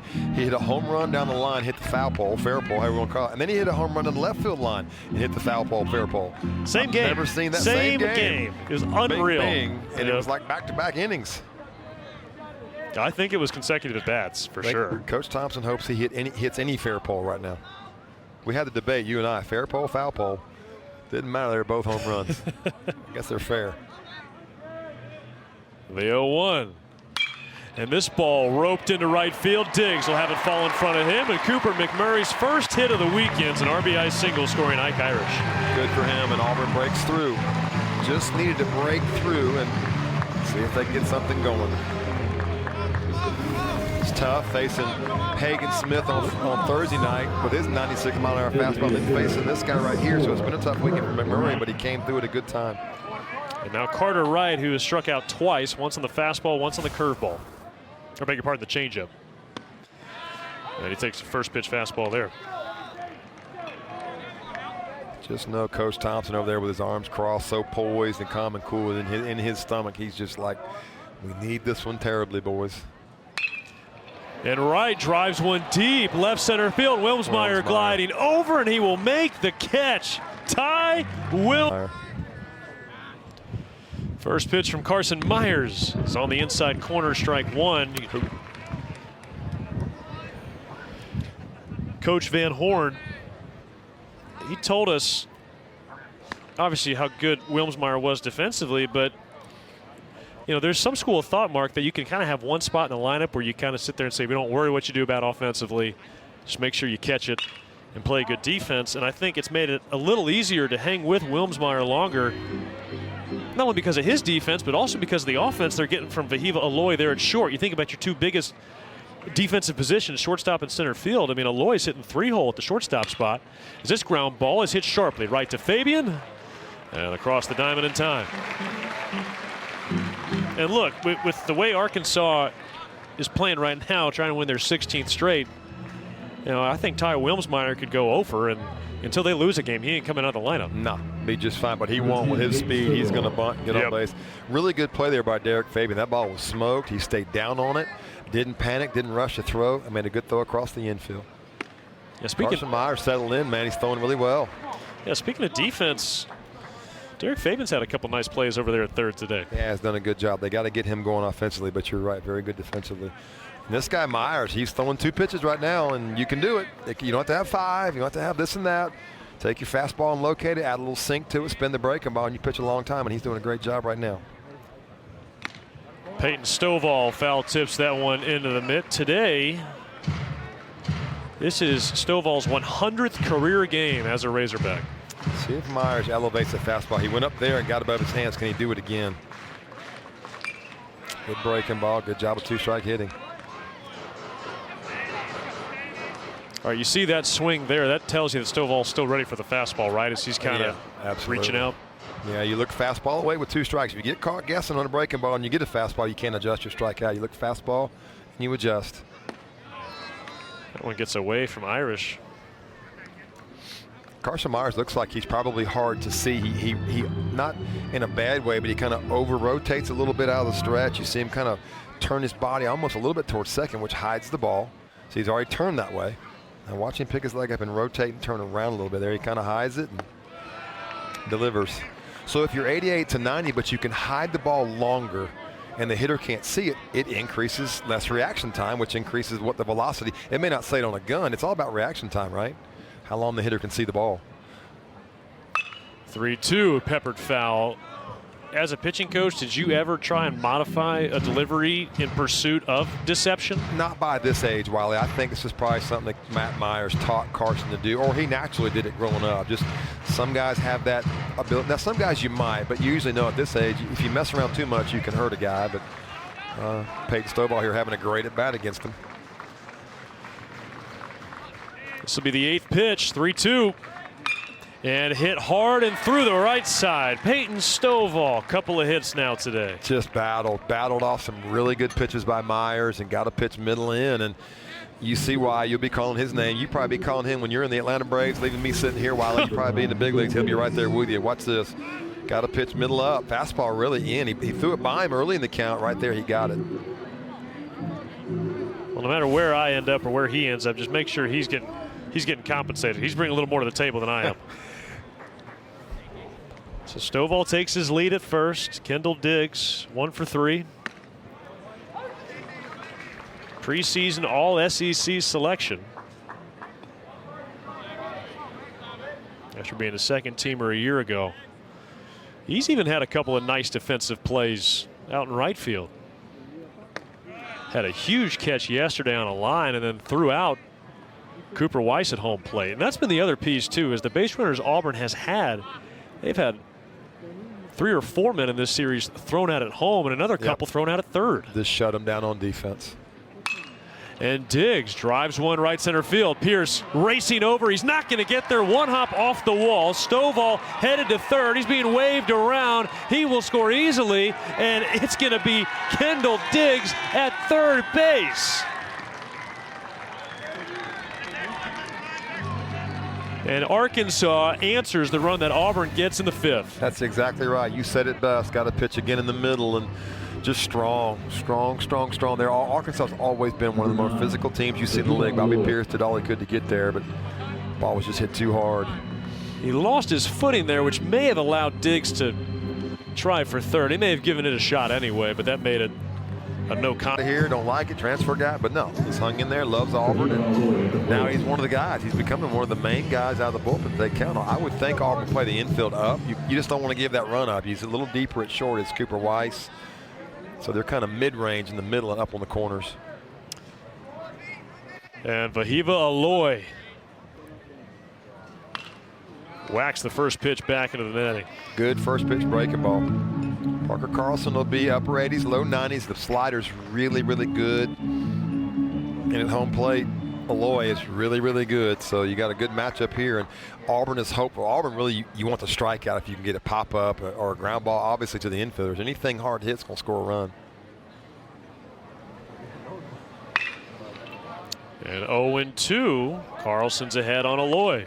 Two good sliders to get ahead 0-2.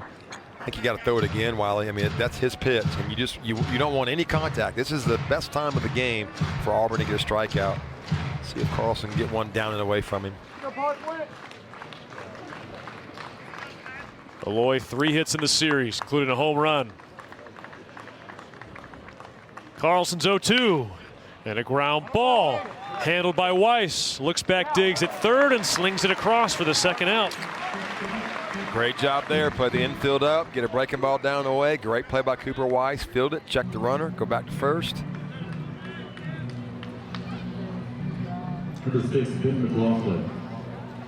Love it when a plan works. Auburn played the infield up. They didn't have a choice, and it worked.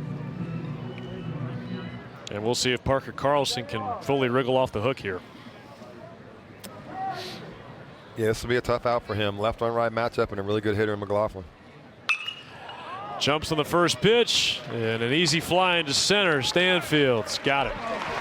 It's a power fastball. It'll be 95. The breaking ball's legit. And, you know, they took out Molina, and the pitch count wasn't bad, but you don't have to stretch guys out. Coach Van Horn's playing for Omaha, having guys sharp and fresh. He's got enough bullpen depth. You don't have to worry about pushing guys past their limit. Mason Maynard's leading off bottom of the sixth. Well, he takes a rip there, down and in. It's just power. It is power on power. This would be a great time for Maynard. Third base is back. This is a great time for him with his speed. See if he can't push one on the third base line. Just something to get them going here.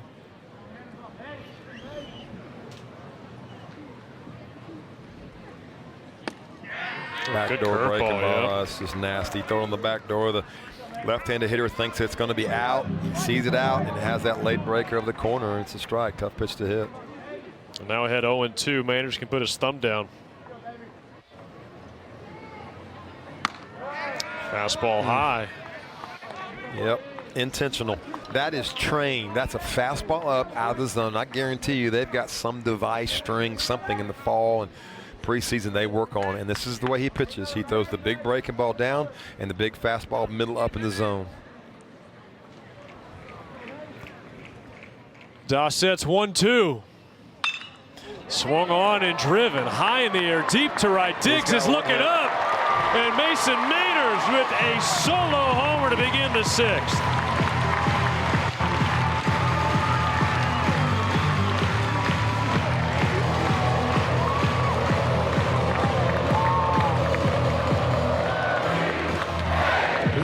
Got a breaking ball up. First hit of the year given up by Dossett, but a good job by Mason Maynard. He shows what he can do. He can bunt, he can run right there. He got some power to go. Watch this pitch now, right in the wheelhouse.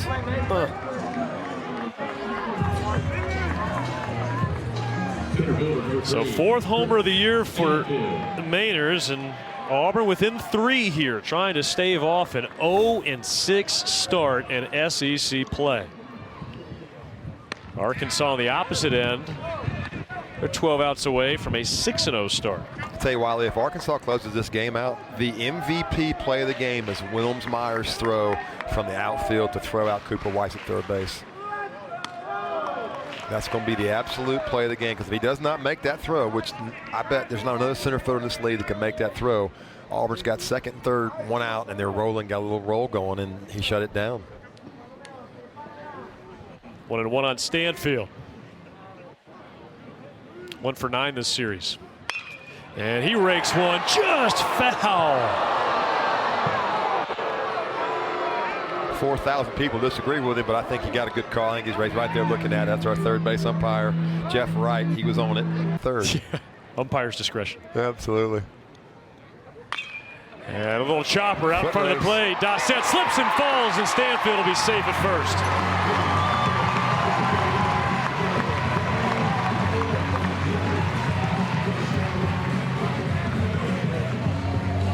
We just got to see elite track speed right there, like Olympic track speed down the first base line. I had that happen a couple times. You charge the ball as a pitcher, you plant, and your spike slide right through the grass.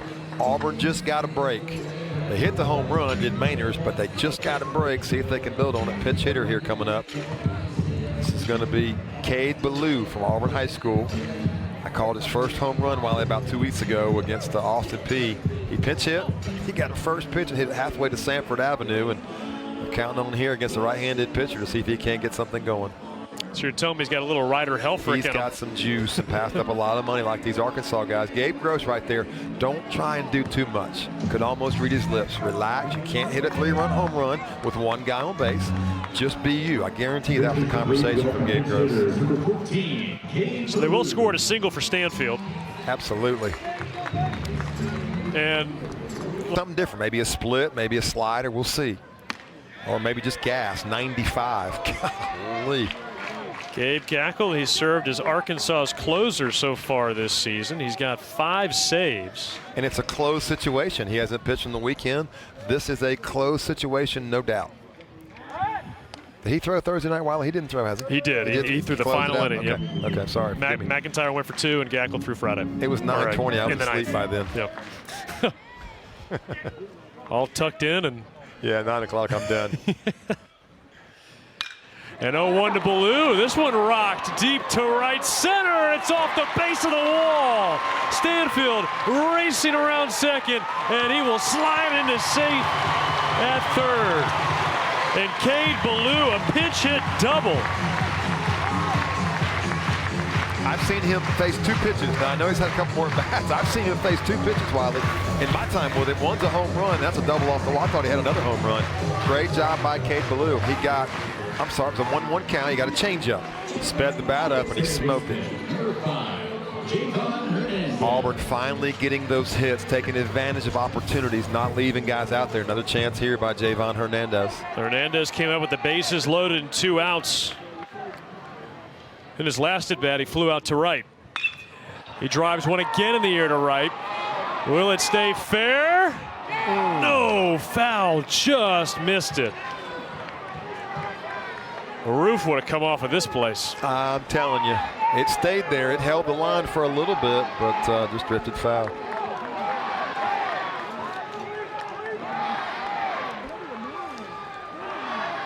Gabe Gackle, freshman who has been dynamite so far this season out of the bullpen. If you're Javon Hernandez, well, it's a ground ball. Good slider there, 86-mile-an-hour slider. All you're trying to do here, if you're Gackle, look at the Arkansas infield. Middle's back, corners really are not on the grass, so all they're doing is they're conceding the run. Auburn will take it. Get the run home. Pretty darn good slider right there from Gackle at 886. Fastball 95, slider 86, and a great take by Hernandez. Shorten up, play pepper if you're Javon Hernandez and hit a ground ball somewhere.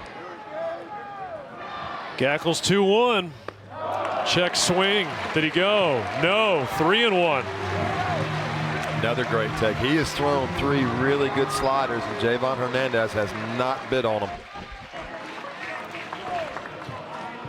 Got an open base if you're Arkansas, but you're up by 3. You got Cooper Weiss on deck.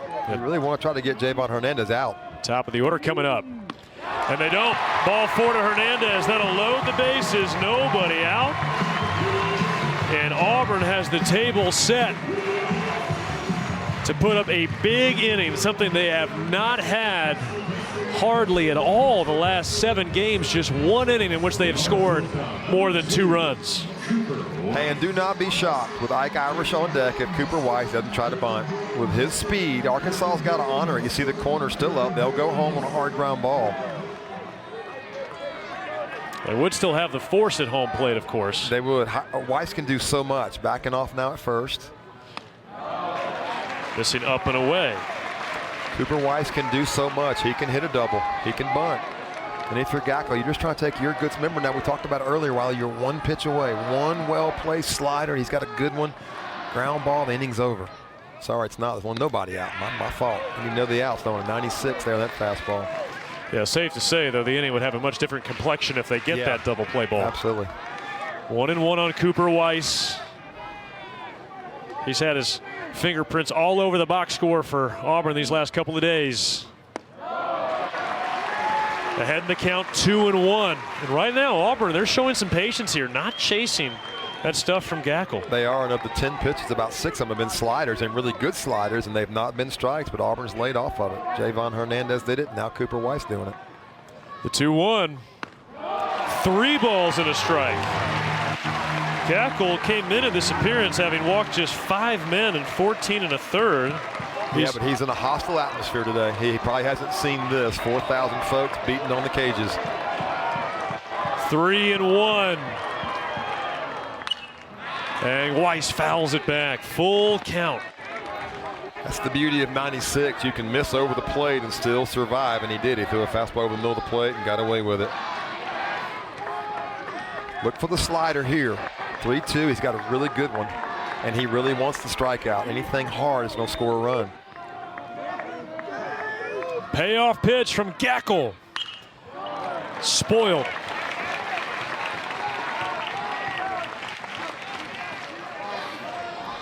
Arkansas's got power arms. We've just seen it all weekend long. Thursday, Friday, Saturday. Everybody that comes out of that bullpen, everybody that stars, just power stuff. Auburn just 1 for 6 with runners in scoring position today. Another payoff pitch. Outside ball 4, and Gackel walks home a run.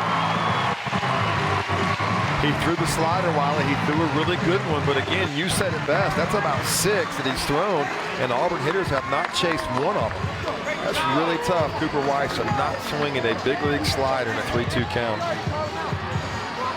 That's going to close the book on Cooper. Seen this. He was a number 2 left-hand pitcher in the state of Oklahoma last year, Noble High School. But he has not seen this. He's not seen 4,000 people, a team fighting for their life. Everybody's on their feet. So Coach Van Horn going to see how he holds up here with this pressure, because there's pressure, there's nerves, and there's a lot of energy he hasn't felt yet. Curveball's been his best secondary, we're told. It's Ike Irish, Auburn's top hitter. Good pitch. Takes the curveball for a strike. First pitch breaking ball, which is what you'd expect, and you got to throw it for a strike, and he did, so good for him.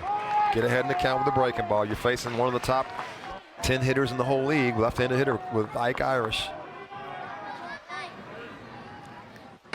Inside, did it hit him?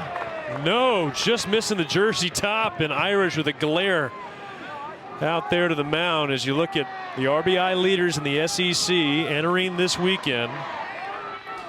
That's what the atmosphere does for you, Wiley. It speeds you up emotionally. It'll cause you to rush. It'll cause you to get too quick. The sweat on your hands, everything, when your heart starts racing, everything in your body changes. So being able to stay calm, it's easier said than done, especially for a young guy. First 5 men have reached here in this inning. Swing and a miss, down and in, and Irish pulled the trigger. Boy, that was power. That was big time power. That fastball had some life running in on Irish's hands. 2-2 count now. See what he does. What does Fisher throw up there with 2 strikes left on left? 2-2. Driven down the left field line, slicing foul. And off the tip.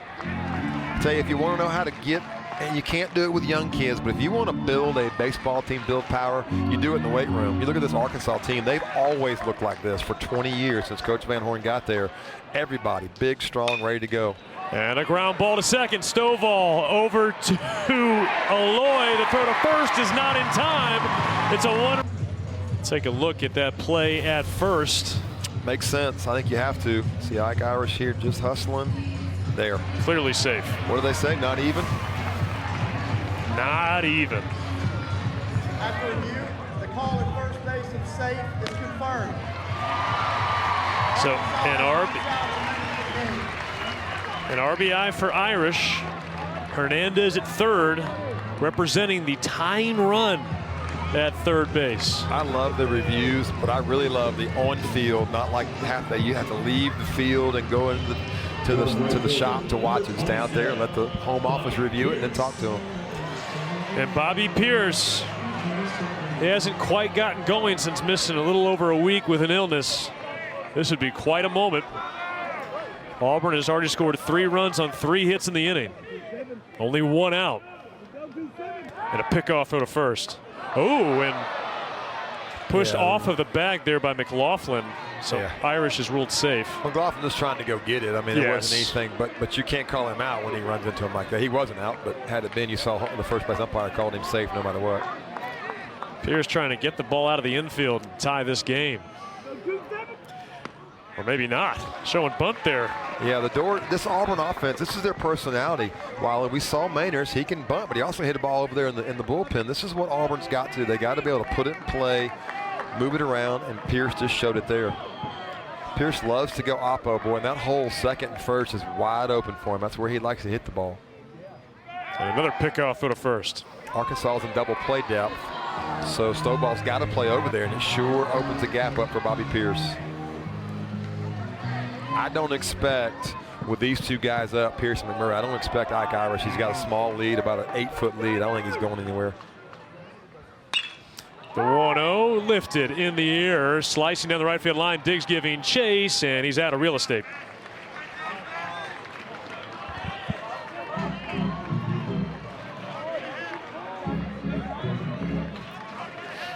Arkansas has won 16 straight games. Arkansas, #1 team in the country. Auburn, meanwhile, desperately trying to avoid an 0-6 start in SEC play. They've lost 2 one-run games already in this series. And Pierce tries to bunt, and it carries back towards the on-deck circle. I like the idea. He just didn't get it out there quick, and he bunted the ball. He tried to go get a pitch that was not in the strike zone, but luck for him to held back if he could. He just couldn't do it. You know, and Auburn's taking the #1 team in the country now to the ropes. 3rd time in a row. They didn't show up well last week in Vanderbilt, but they're showing what's inside. This is a tough Auburn team, great coaching staff. They have showed what they got. Now, can they grind it out over the next 10 or 12 outs? Can they grind this thing out and get a win? Tyne run at 3rd, only 1 out. Fisher's 1-2. Swing and a miss, he got him. 2 away. Threw him a nasty changeup. We've seen the breakup off of Fisher. We've seen 91 right here. He's going to pull the string and throw a very, very good. You see that ball just explode down. Tough for Bobby Pierce with 2 strikes to get a hold of that one. And how about the poise from Colin Fisher? Yeah. Coming in, bases loaded, nobody out. Pretty impressive. He's allowed just 1 of those inherited runners to score so far. And here's Cooper McMurray, yet to be retired today. 1 for 1, a walk and a hit by pitch.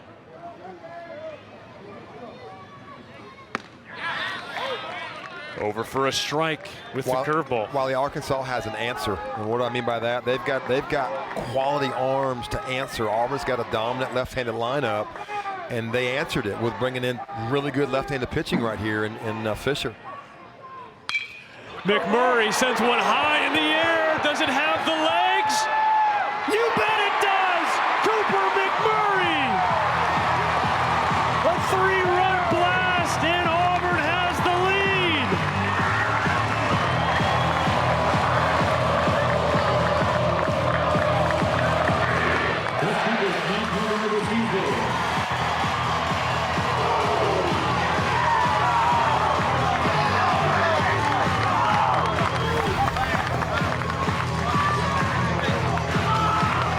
For 7 strikeouts. Since then, a double off the ball, and then the biggest hit maybe of the weekend. Well, not maybe, definitely. The biggest hit of the weekend for Auburn to give Auburn the lead, Cooper McMurray. That's the thing about this game. You can struggle for a while. You can have 1 moment. He's had 2. He had a double last at bat, home run there. Big, big swing there for the Auburn Tigers. And a 6-run 6th inning for Auburn. Amazing against this Arkansas staff. They have faced great arms, 2 right-handers in the mid-90s, and now a big, strong lefty, and they've done a really good job against really good pitching. This is good for Arkansas. They have resolve. They came back last inning and scored 1. They're going to get a chance to swing the bat here in the top of the 7th inning and see what they can do. But right now, it's all about Auburn this inning. And Carter Wright stings one on a couple of sharp hops to Peyton Stovall across to first. And see if they can't get rid of that egg in the win column. And the pitch here to Hudson White is taken for a called strike. He's thrown 4 pitches, has Parker Carlson, all 4 sliders. It's really good. He's got a 90-mile-an-hour fastball, but he's mixing right now. Excuse me, 5 pitches and just throwing breaking balls for strikes. Another breaking ball, a little check swing floater, a diving effort from Carlson, but nobody's there at first base as McMurray picks it up. And Hudson White, a little crafty base hit. I don't know what you do there. It's an in-betweener, and Carlson being a competitor trying to get there. And just a ball nobody could get to. Break for Arkansas, but you know what? You make your own breaks, and when you do things right, things like that happen for you. 4th time today that Arkansas has had the leadoff runner aboard. Also got a new third baseman that's checked in, Caden Green, as it looks like a door has opened up in center field.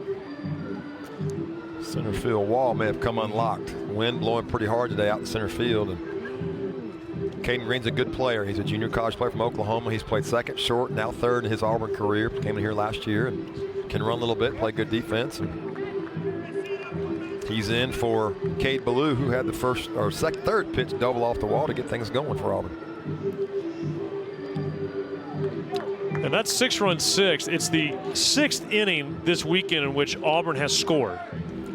All but one so far has Auburn gotten to 0 on the mound the next inning. Yeah, it's huge. You know, the little check swing base hit there is unfortunate for Auburn, but you got to work through it. Now the freshman Nolan Souza takes a breaking ball inside, 1-0. Parker Carlson's been out there. It's his 3rd year. He's had a lot of relief appearances. It's home. You tend to be a little more relaxed in your own home.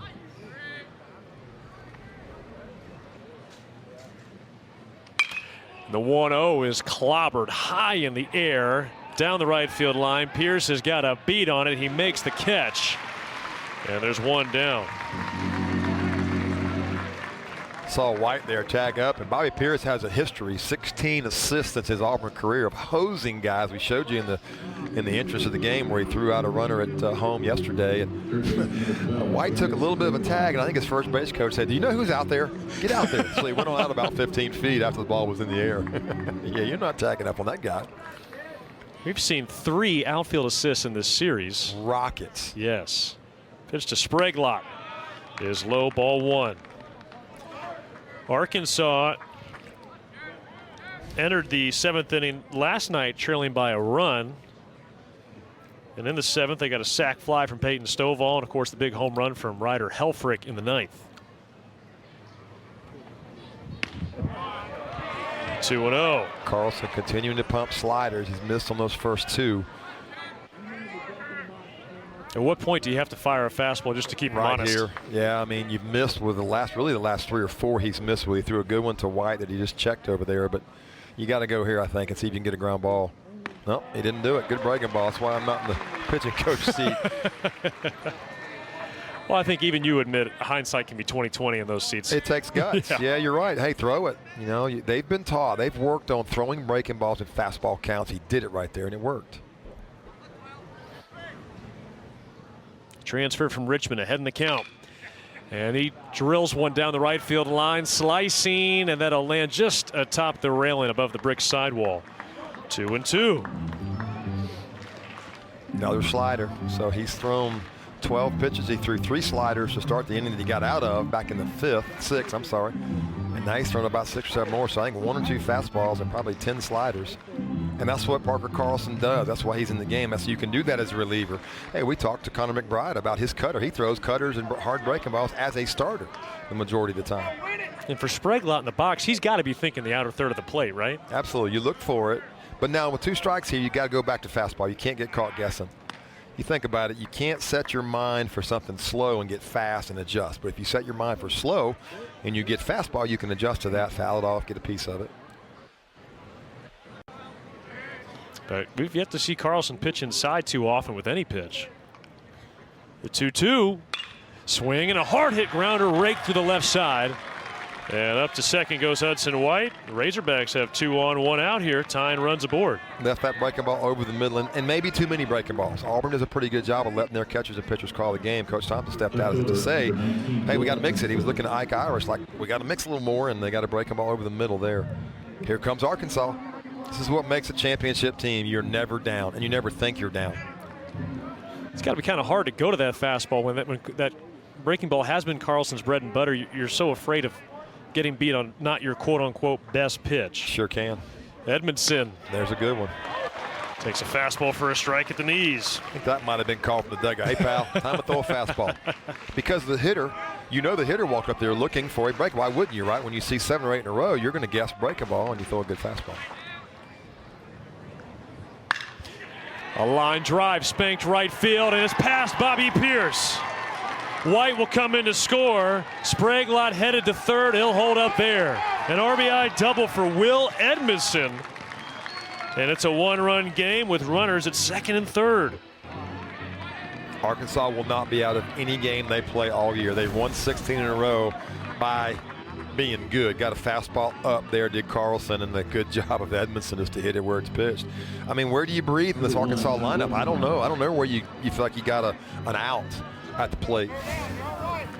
Will Edmondson started last night. It was his first start since March 9th. He starts again today. He might be a fixture in the lineup moving forward. There's no question. He's earning it, isn't he? Auburn's going to play up a little bit. Infield's come in and a pop-up. First base dugout, and McMurray watches that land atop the dugout. Strike 1 on Ty Wilmsmeyer. We've seen Wilmsmeyer impact this game with his glove, his arm. Now a chance to do it with the bat here out of the 9 spot. SEC baseball, man, don't you love it? The best stadiums and the crowds in the country and the best competition. Arms, athletes, hitters. 0-1 pitch. And right now it feels there's a little tension in the crowd. It's eerily quiet now that Arkansas has the tying run at third, the go-ahead run at second. Well, and if you're Auburn, you bat last. So this is a situation, just get an out. Get an out. If the run ties up and scores, the game is tied. You're still okay. Ball and 2 strikes now on Wilmsmeyer. There's a freedom that these Arkansas hitters have to swing the bat. And that may sound crazy, but there are some guys that are tentative. But apparently there's some conversation with Coach Van Horn and his staff. Hey, guys, swing the bat. We're here to swing. It's not like a basketball coach telling his guy, hey, shoot the 3-pointer, right? Shoot. Don't stand there and take. Get good pitches and swing the bat. And they have a freedom and a calmness about them. 1-2 from Carlson. And a ground ball right back to the mound, and they're going to have a chance to get Spraglott in a rundown here as Irish applies the tag. Edmondson goes up to third, but there's 2 outs now, and Auburn still with the lead. Great job by Parker Carlson. Really good PFP baseball, pitcher's fielding practice.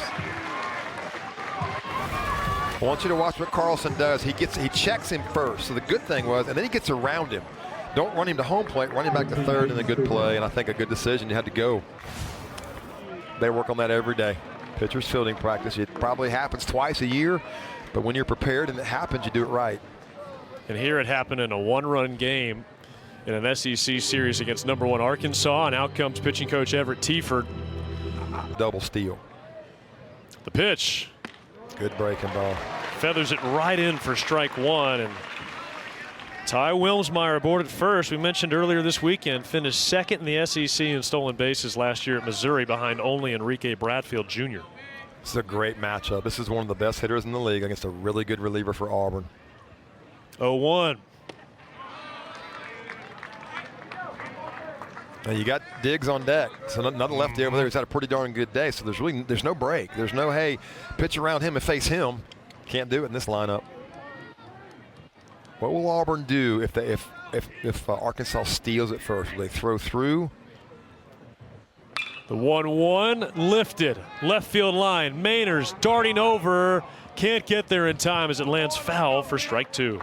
It's been 3 backdoor breaking balls, trying to stay away from the middle part of the plate. You don't want to miss that breaking ball down and into Stovall because they get the barrel to it and he'll crush it. And both the Stovall's hits today have been just raked through the right side. Yep. So they're going to make him, I think, try to hit something the other way.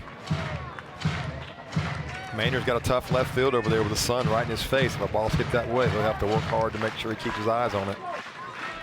Auburn trying to hang on to the lead after a 6-run sixth.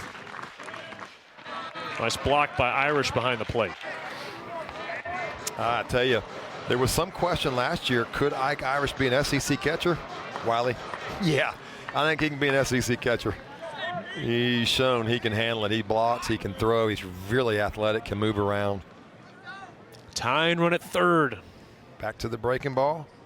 No, fastball. Strike three called. Stovall. Fruit. So Colin Fisher remains in the game. I love it. The guy hits a home run last time, then shows bunt, draw the infield in on the corners, which is going to cut down their range a little bit. He's got some depth at first base if he wants to pull one, drag one. Excuse me. Yeah, I mean that's a pretty complete stat line there. It is. Slow rainbow curveball in for strike one. Fastball is 90, the breaking ball 75, so a 15-mile-an-hour difference. That's just like a Bugs Bunny pitch. A really good breaking ball by Fisher, and it's effective, especially in a 1-0 count. He'll tighten it up with 2 strikes. And Mainers pops up the bunt, but it's over Fisher's head. And he is safe. Stovall had raced towards first, ready to cover the bag as he saw Mainers square. Well, I think at first I thought Fisher had it, but he had just enough on it. Fisher didn't even take a step in. That was a good miss, like my golf game, Wiley. That was a really good miss. You know, you try to hit the ball down the fairway and it kicks off a tree. Well, that's what happened right there with Mainers. He tried to drag it and just put it in a good spot. I hear you make some good money with the good misses. Not in my world. 1 every 18 doesn't make any money. But that was a good miss there for Mason Mainers. And here's Chris Stanfield. He shows bunt and pushes it. No chance. And that's going to be a base hit. And racing over into the infield dirt, Colin Fisher pounces on it. Back-to-back bunt singles for the Tigers, and what'd you call it? Their personality. It's the personality. Gabe Gross has done this. He saw this in the fall. Watch this now. This is the push bunt. Nobody's there. Now, what's interesting is Mainers doesn't know what's going on behind him, but had he known with his speed, he could have gone to third. Gabe Gross was sending him, but probably a good call. And now watch. Here comes the third bunt in a row. This will be a sacrifice bunt. I have no doubt Coach Gross is going to have Caden Green put a bunt down. Well, it's going to be a little bit of a nickname face-off here. We've got Big Tuna on the mound and Peanut at the plate. This is the personality. Auburn offense doesn't have Bryson Ware anymore. They've got to push it, move it, run it. See if Caden Green sacrifice bunts. He will. And he fouls it off his lower half while he's still in the box, strike one. I mean, you had a Big Tuna and Peanuts, maybe a few more hors d'oeuvres, and you got a full bar menu there. I got a little popcorn here. Gabe Gross wants to see Caden Green hold his ground. His feet were moving right there on the bunt, which is why he fouled the ball off. You got to stay still. He's not trying to get a base hit. He's trying to move the runners over and let Javon Hernandez drive him in.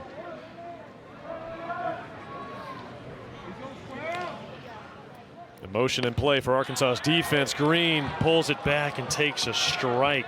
0-2. I tell you, that's called the wheel. Gabe Gross is yelling right there. Yes, they wheeled, which means the shortstop and second baseman, while they went to the corners, which leaves the middle wide open. And when you're a hitter, you're taught to slash. Gabe Gross was yelling at him. See it and slash. He missed it. Now he's got to put the ball in play. It's a great opportunity there with the middle wide open, and Caden Green just missed it. 0-2 from Fisher. Let me go back. It's called the wheel. So the shortstop sits on the base runner's hip at second. And when the pitcher picks his leg up, the shortstop goes to third, second baseman goes to first, and the corners crash, which leaves the middle wide open. And if you concede as a hitter and play pepper, you got a double. 2-2 as Fisher misses with the fastball. We've talked so often about Arkansas answering Auburn when Auburn scores. This would be a big answer for the Tigers after Arkansas cut the lead in half in the top of the seventh. Caden Green, one of the best two-strike hitters in the lineup. He's going to battle right here. Look how wide that stance is. Yeah. 2-2. And Mainers took off. The pitch is whacked high in the air to center. Wilmsmeyer's underneath it. And Mainers will bluff a tag from second, but he's not going anywhere. I don't think I'll go as fast as Mainers is. He knew he was stealing.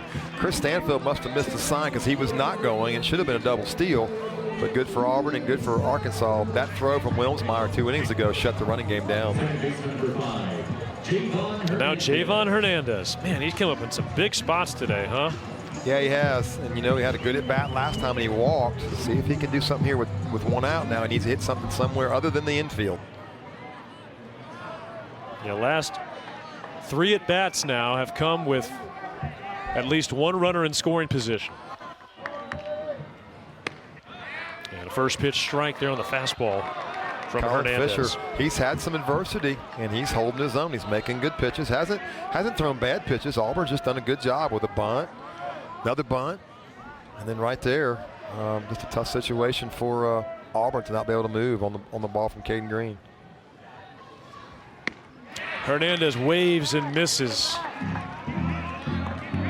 Good change up there by Fisher. Hey, man, he's a freshman in a violent atmosphere making great pitches. He's throwing all 3 of them for strikes, and you know his insides are churning. Wherever his mom and dad are, their insides are definitely churning, but he's pitching his tail off right now. Will he double up on the changeup? Pickoff throw to second. I would look for a good fastball away. His fastball's got some life running away, and they do. They're working hard here to get a ground ball if they can out of Javon Hernandez. Look for something hard away, Wiley. Catcher's going to set up out there.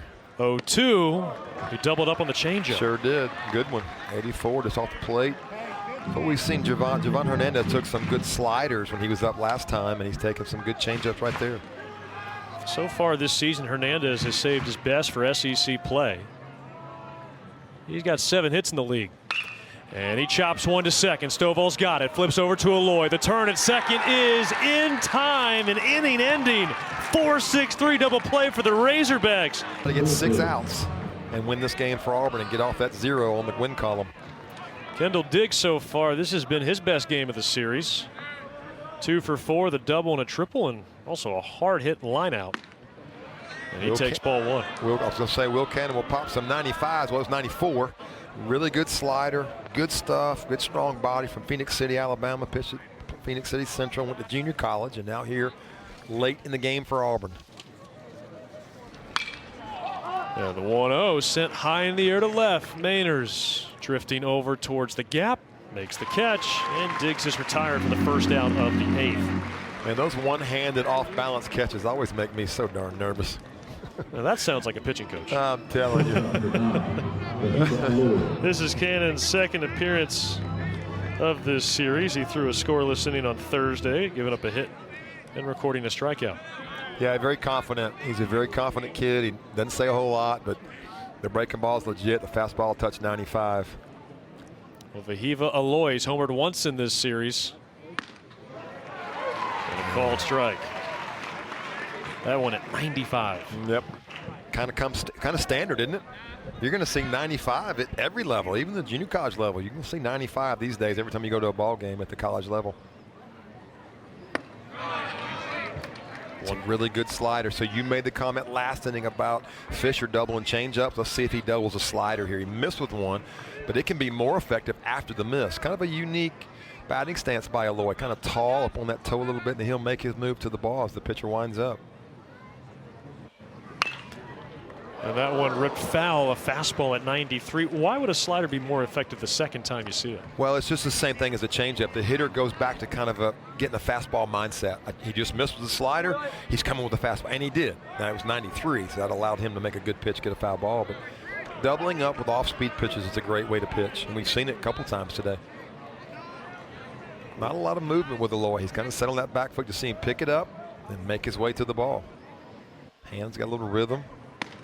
And there's a fastball high at 96. 2-2. Will Cannon served as Auburn's closer last year, picked up 5 saves. That was 5th in the SEC.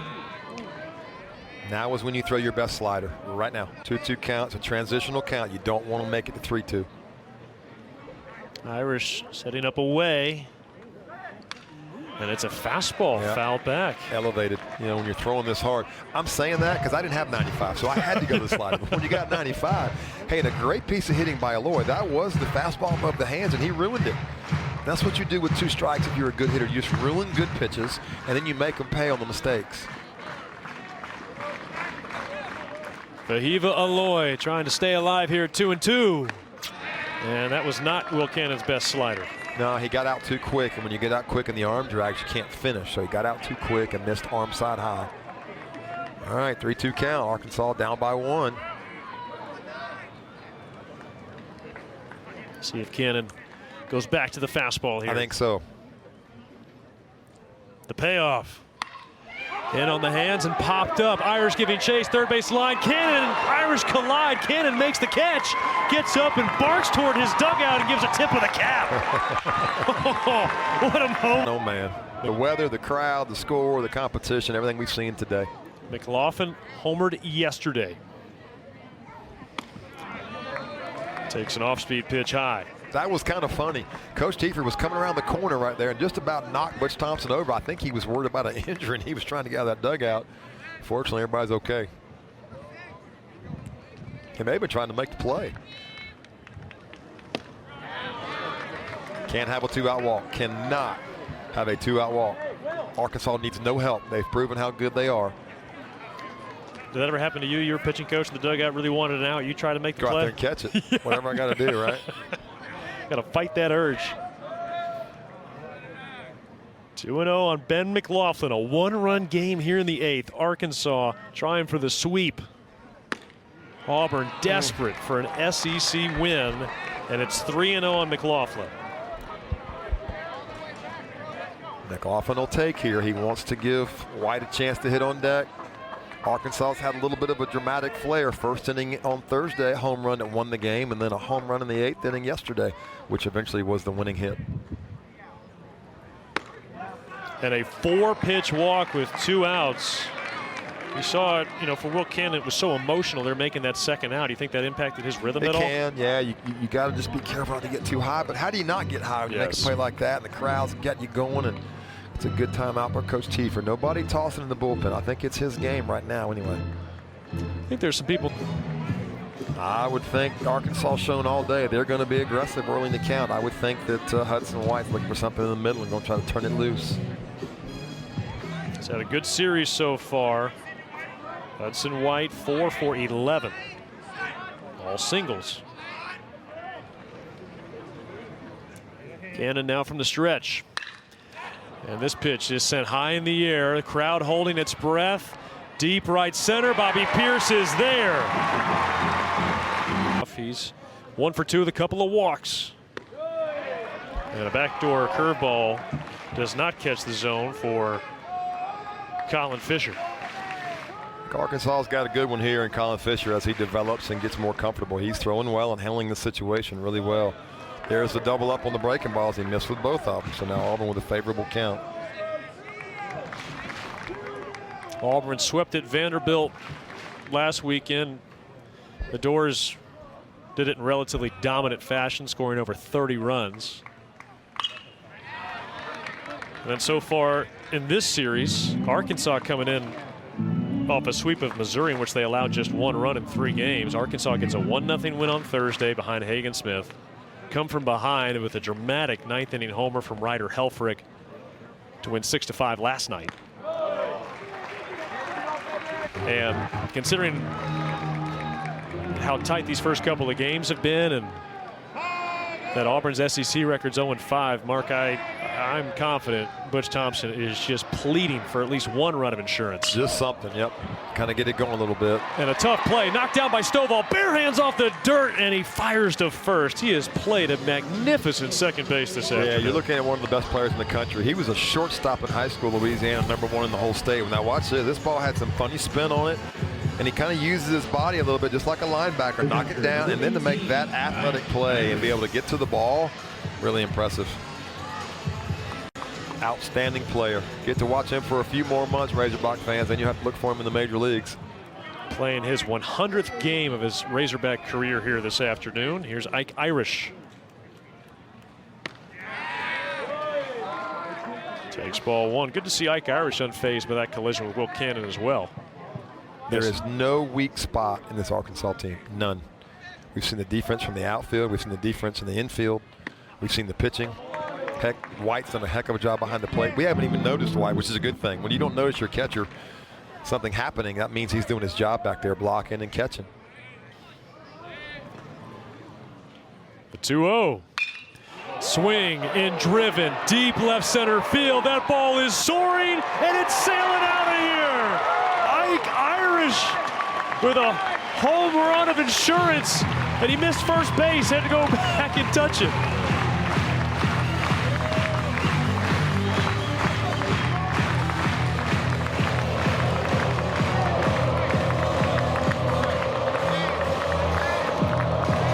Seventh home run of the season for the Auburn catcher.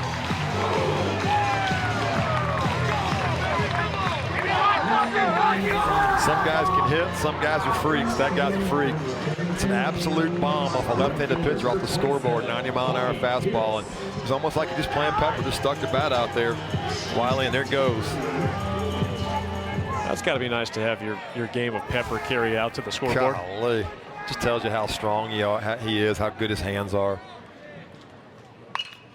If you're back in Michigan, you're hearing me call him a freak. I do not mean that as insulting at all. It's freak in the positive term, right? That's what this generation uses that term. Yes. You're a freak. And he is a freak when it comes to hitting the baseball. Just not a lot of Ike Irishes around. Peyton Stovall is one of those guys. 0-2 on Pierce. I mean, where's the learning curve for Ike Irish? He hit like 360 as a freshman, and he's doing it again this year. There's no learning curve. Look at that. 7 bombs already just in half the games, not even half, this year from last year. Ground ball slapped to short. Alloy up with it. And he beats Pierce with the throw, 2 away. Well, I don't know. If you told me I got to wear a Buc-ee's hat after I hit a home run, I'm other guys, but there it is. Yes, that's what he's in there for. 88, but lower arm slot was synced. Now last at bat, Cooper McMurray got a fastball middle away from Fisher, and that was it. Let it get deep, deep, deep, deep. The barrel works. The hands are good over the left field wall. The green monster. That turned a 5-4 Arkansas lead into a 7-5 Auburn advantage. A check swing, but it'll be Ronnie Teague, the home plate umpire, rings McMurray up on that. 0-2. While you mentioned the crowd, there's probably another 2,000 outside the stadium, and there's all kind of renovations. I saw you guys, maybe you and Greg yesterday, talking about what it's going to look like here this time next year. It's going to be amazing. It'll probably hold 6,000 or 7,000 with a couple more thousand outside the stadium. So Coach Thompson's built this thing into a powerhouse. Auburn's become what it never was. It wasn't one of the crowd big dogs. Now it is. Coach Thompson, when you go to Omaha, people come, right? You got to win, and that's what Auburn has done. They've worked hard in the coaching office, and they've put together good teams. And they've gone to the College World Series, and when you do that, your administration, John Cohen's the AD here. He's a baseball guy, played at Mississippi State, AD at Mississippi State, got that stadium to where it's untouchable and beautiful, and now they're doing it here at Auburn.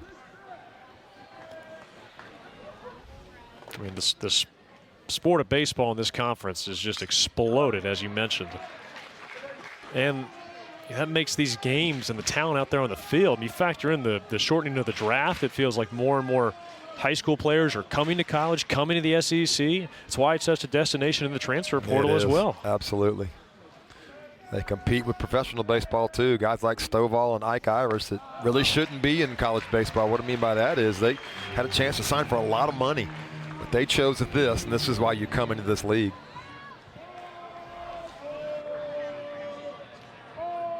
Frank Thomas was here. I don't know if he's here today or not. He was sitting behind yesterday, and I heard him say one time talking about this. Watch his pitch.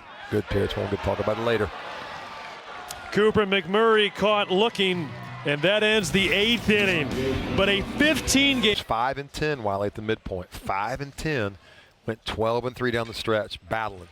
First pitch strike there from Will Cannon to Souza, but he's right. I mean, you got the first 4 weekends against top 10 teams. If you're sitting at 2-10, you're in trouble. If you're at 5-7, 6-6, I mean, today just let's get to 1-5, right? You got a chance to hold your head up and go. The 0-1. Souza swings and misses. A nifty little changeup there. Sure was. Hadn't seen that one, have we?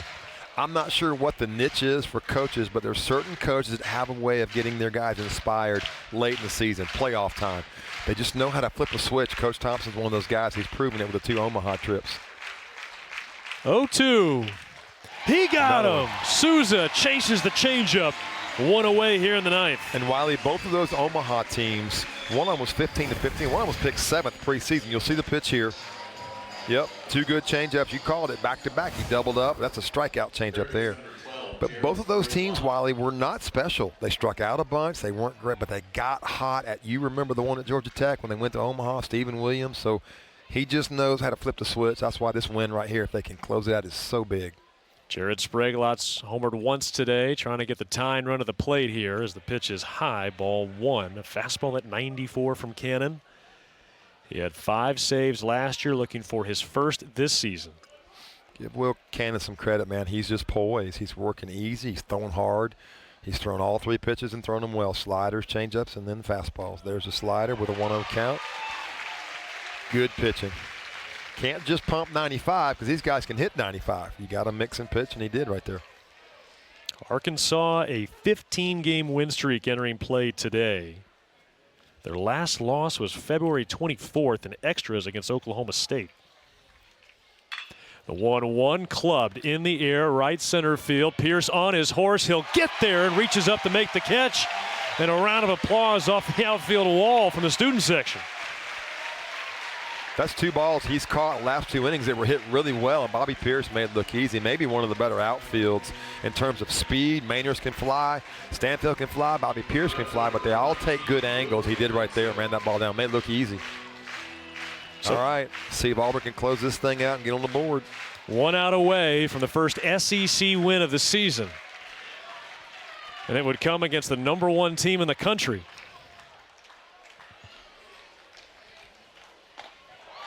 And Wiley, it would come. Ooh, just missed. After being down 4-0, 5-1 against one of the better left-handed pitchers in this conference. And Auburn just battled. They got a break. They took advantage of it there in the 6th inning and blew open a 6-run inning and got the lead. Cannon's 1-0. Strike 1. When you're pitching now, man, you can feel it. There's like a volcano inside of you. You're throwing, you're in a rocking chair, and he's going to be hard to beat now. He's gotten those 2 outs, nobody on. He's relaxed. Will Edmondson's had a great series. But he's down to his final strike here in the 9th inning. Front door slider. That one backed up on him a little bit. Very effective. A record-setting crowd, over 5,000 on their feet. Auburn 1 strike away from a series salvaging win. The 1-2 up and away at 96. Couldn't help it, could he? I'm going to put this with 100 just in case. Now is when he comes back with that really good slider. You got the hitter where you want him. Now's where he settles back down, does Will Cannon, and throws that little nasty slider he's got with a 2-2 count.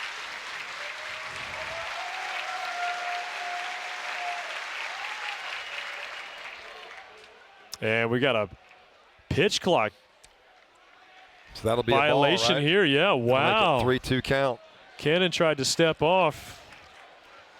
But now it's a full count. One misfire and the tying run's going to come to the plate. That's right. That's a big ball right there. I thought he was in there, but he stepped off, so I guess that's what cost him. Now, will they stay with the same pitch now that it goes to 3-2? I think you do. I think you throw the good slider. He got him! High cheese at 95, and Auburn is on the board in SEC play. Went fast.